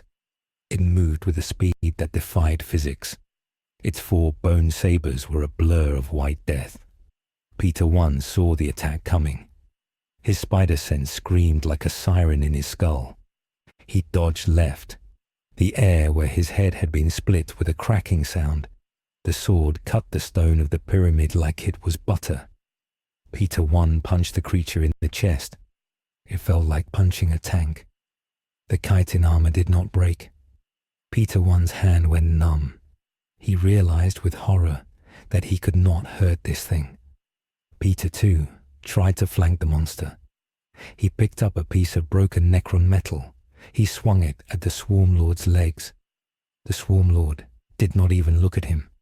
It lashed out with its tail. The tail was a whip of muscle and bone. It hit Peter 2 in the ribs. The sound of breaking bones was loud and wet. Peter 2 flew across the platform. He hit the control console and slumped down. He did not get up. He coughed blood. Peter 3 screamed. He tried to fire his repulsors, but his suit was dead. He was just a boy in a heavy shell. The Swarm Lord turned its 4 eyes toward him. It could sense the technology. It could sense the threat of the code. It raised 2 swords to execute the boy. Peter 1 jumped. He did not have webs. He did not have a plan.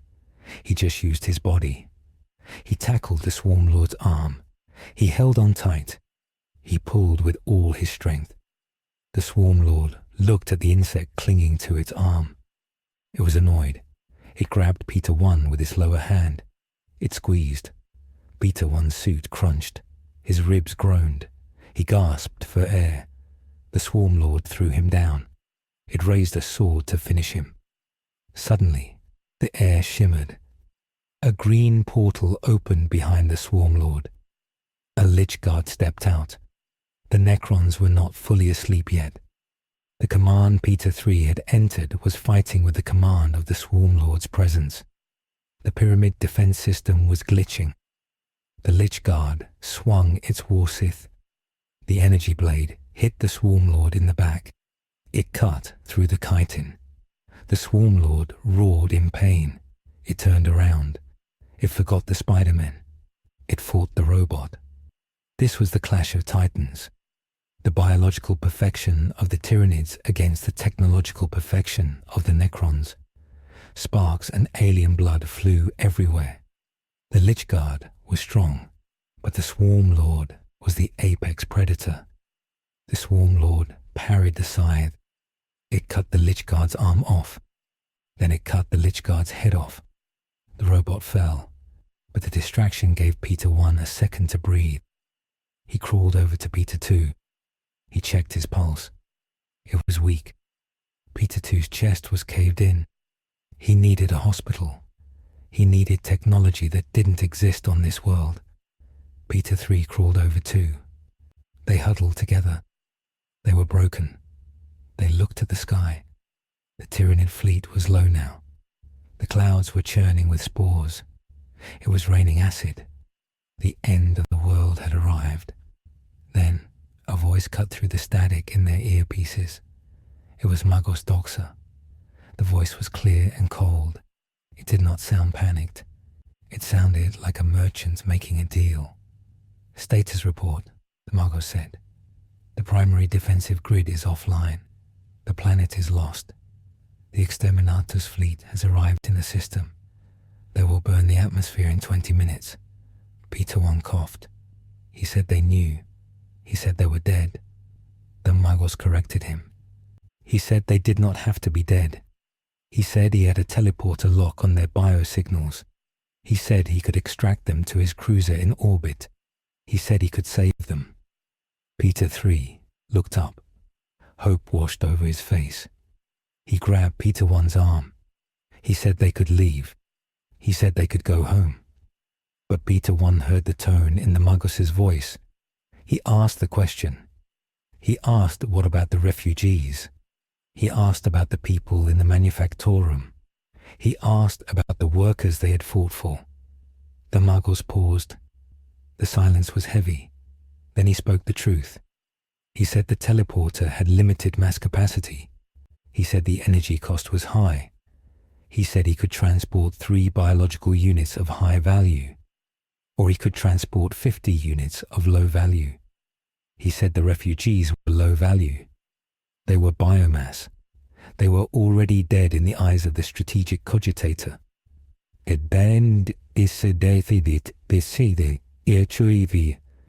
Peter 1 looked at the city below. He saw the fires. He saw the tiny shapes of people huddled in the ruins. They were waiting for a miracle. They were waiting for the Spider-Men. Peter 1 spoke into the comms. He said no. He said, take the refugees. He said, use the power to beam the civilians to the ships. He said they would stay. The Magos made a sound that might have been a laugh. He called Peter 1 illogical. He said the refugees had no skills. They were easily replaced. The Spider-Men were unique. They were gene-enhanced warriors. They were archaeotech. The Magos said he did not care about the refugees. He wanted the Spider-Men. The offer was simple. The Magos would save the refugees only if the Spider-Men surrendered. Not just surrendered to the rescue, surrendered to the Mechanicus. They had to agree to become assets. They had to agree to be studied. They had to agree to serve the machine god. If they agreed, the Muggles would use his influence to launch the last bulk lifters from the spaceport. He would cover their escape with his own ships. If they refused, the Muggles would leave. He would let the Tyranids eat everyone. It was an unavoidable offer. It was blackmail. It was the cruelty of the 41st millennium. You could not be a hero for free. Every act of kindness had a cost. Peter 1 looked at his brothers. Peter 2 was dying. If they stayed, he died. If they left, he might live, but he would be a prisoner. Peter 3 was terrified. He was just a kid. He shouldn't have to make this choice. Peter 1 looked at the Swarm Lord. The monster had finished destroying the Lich Guard. It was turning back to them. It was healing. The cut on its back was closing. It was hungry. Peter 1 made the choice. He chose the Parker way. He chose responsibility. He spoke to the Muggles. He said deal. He said save the people. He said get them out. He said they were his. The Muggles accepted the contract. He said the bulk lifters were launching now.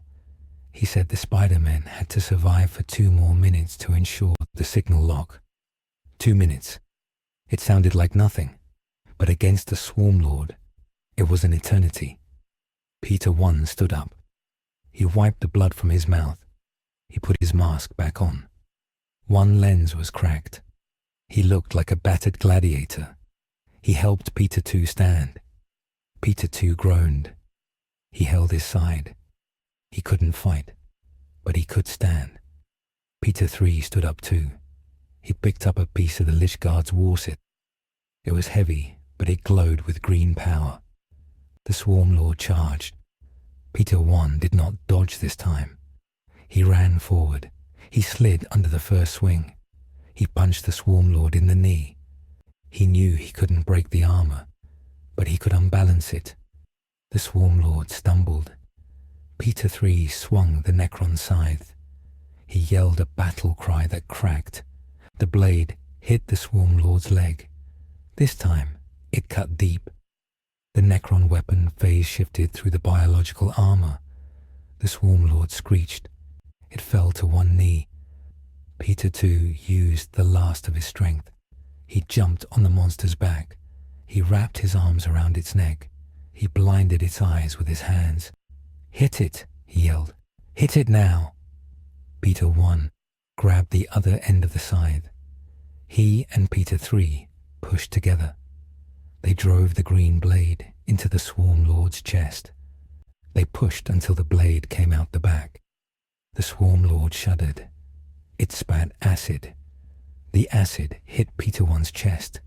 It burned through the spider symbol. It burned his skin. Peter 1 screamed, but he did not let go. He twisted the blade. The Swarm Lord died. It did not explode. It just stopped. Its connection to the hive mind was severed. The massive body slumped onto the obsidian stone.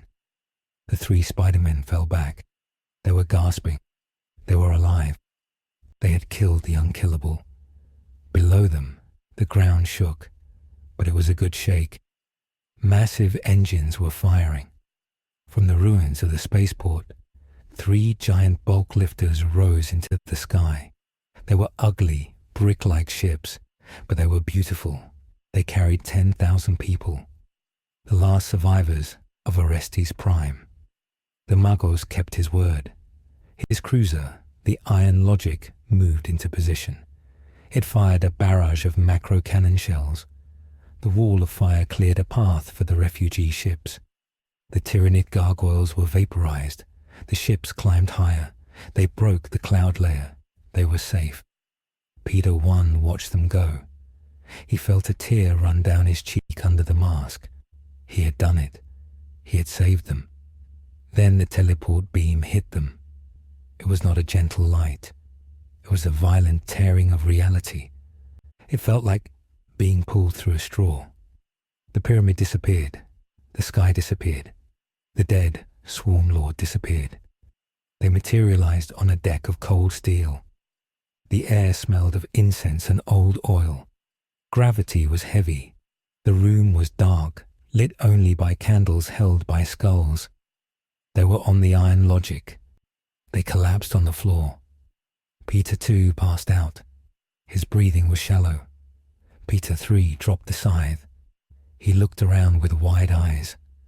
Magos Doxa was there. He was plugged into the ceiling. Cables ran from his head to the ship's computer. He looked down at them. He did not smile. He did not say thank you. The assets are secured, the Magos said to the air. Begin the sterilization protocols. Prepare the surgery bays. Peter 1 tried to stand. You said we would be safe. You are safe, the Magos said. You are safe from the Tyranids. You are safe from the exterminatus. The Magos lowered a mechanical arm. It held a syringe the size of a dagger. But you are not safe from improvement, the Magos said. Your biological forms are inefficient. You break too easily. I will fix you. I will make you pure. Servitors shuffled out of the shadows. They grabbed the Spider-Men. They held them down. Peter 1 tried to fight, but he had nothing left. The drug entered his neck. The world went black. The last thing Peter 1 heard was the voice of the ship's computer. Exterminatus authorized. Cyclonic torpedoes launched. On the screen above the Magos, the planet of Orestes Prime burned. The atmosphere ignited. The oceans boiled. The Necron pyramids, the Tyranid swarms, the ruined cities, everything was turned to ash. The history of the world was erased. The ship turned away.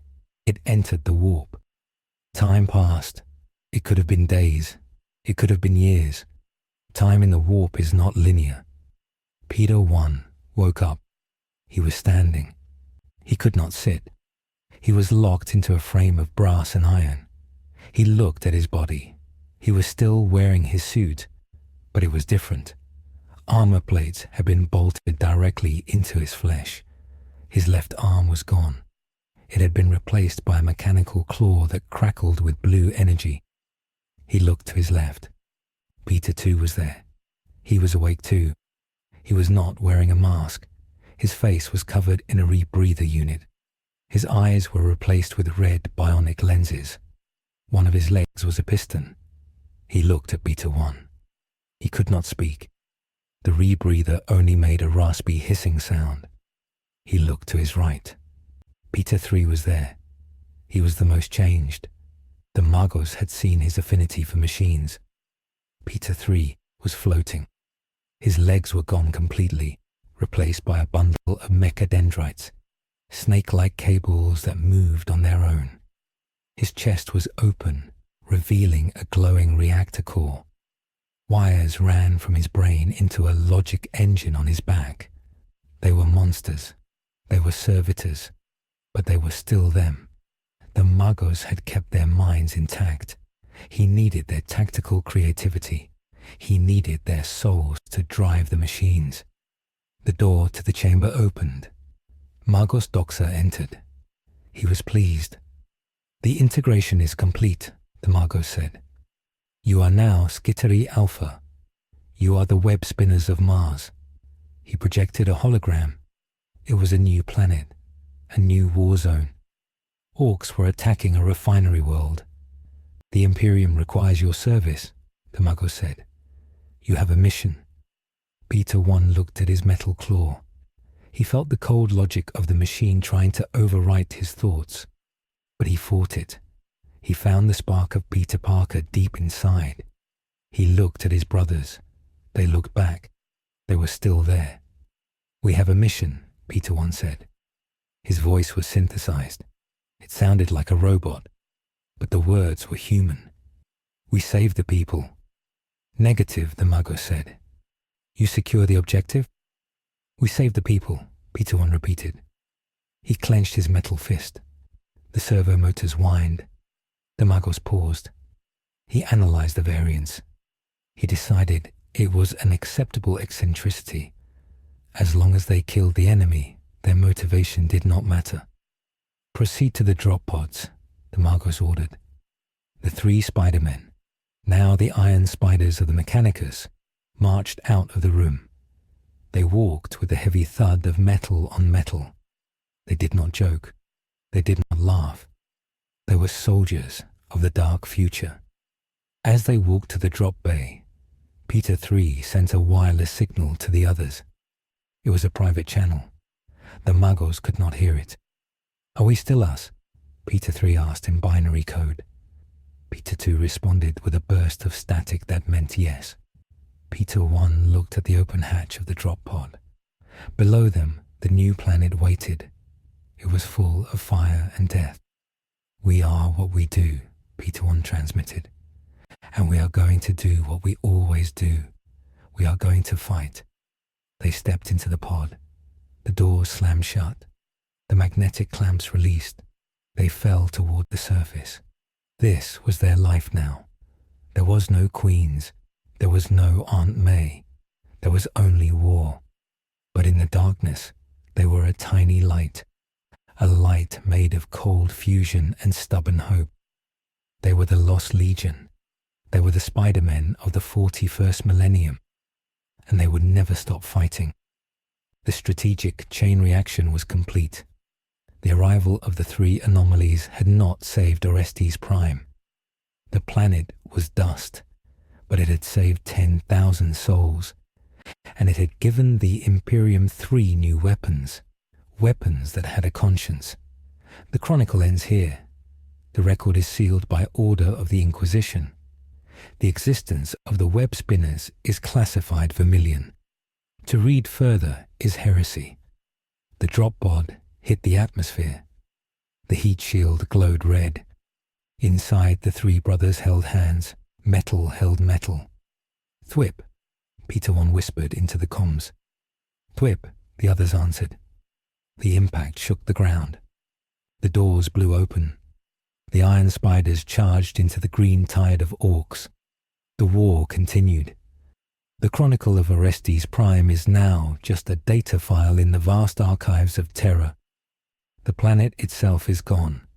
It is nothing but a cloud of radioactive dust drifting in the dark.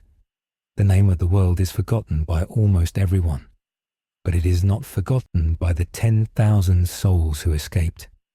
They live now on the orbital station of Hestia 44. They are poor. They work in the atmospheric scrubbers. They live hard lives, but they are alive. And in the dark corners of the station, when the shift whistles blow and the lights dim, they tell stories.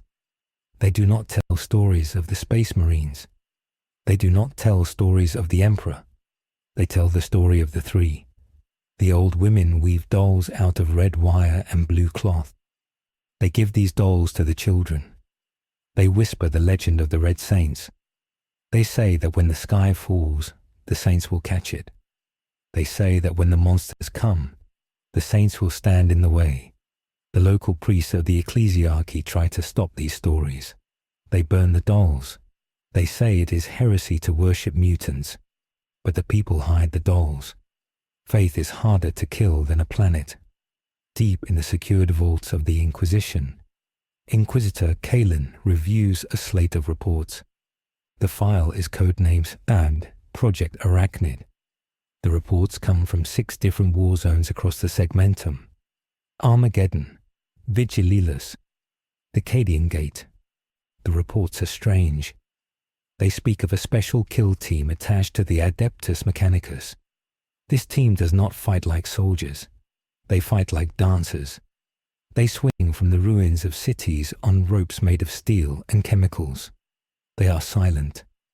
They are deadly. The Inquisitor notes a disturbing pattern in the data. The standard Skitarai soldier is programmed to ignore civilian casualties. A standard soldier will shoot through a crowd to hit an enemy. But Project Arachnid is different. The reports show a statistical anomaly. Wherever this unit fights, civilian survival rates increase by 400%. There are vid logs of the unit known as Alpha 1, taking a tank shell to the chest to protect a group of factory workers. There are audio recordings of the unit known as Alpha 2 cracking jokes in the middle of a slaughter. The Inquisitor finds this behavior dangerous. It suggests free will. It suggests that the lobotomy was not successful.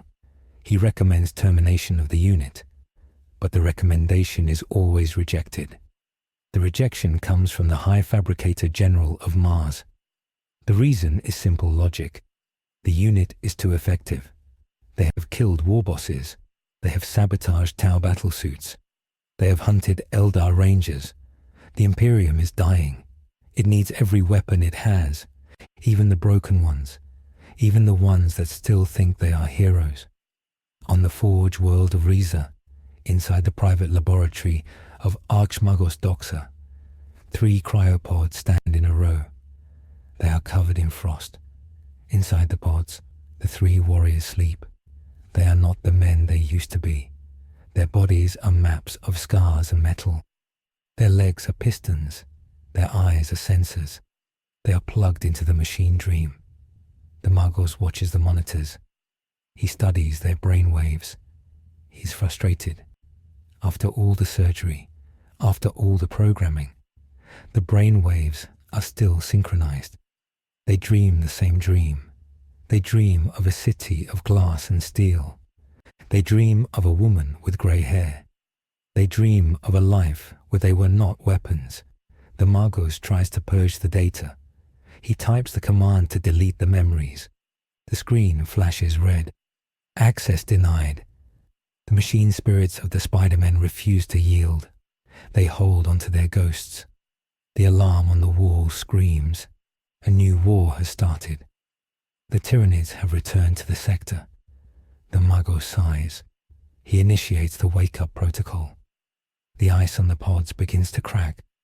The fluid drains away. The eyes of the 3 warriors light up. They glow with a soft blue light. The hatch opens. Peter 1 steps out.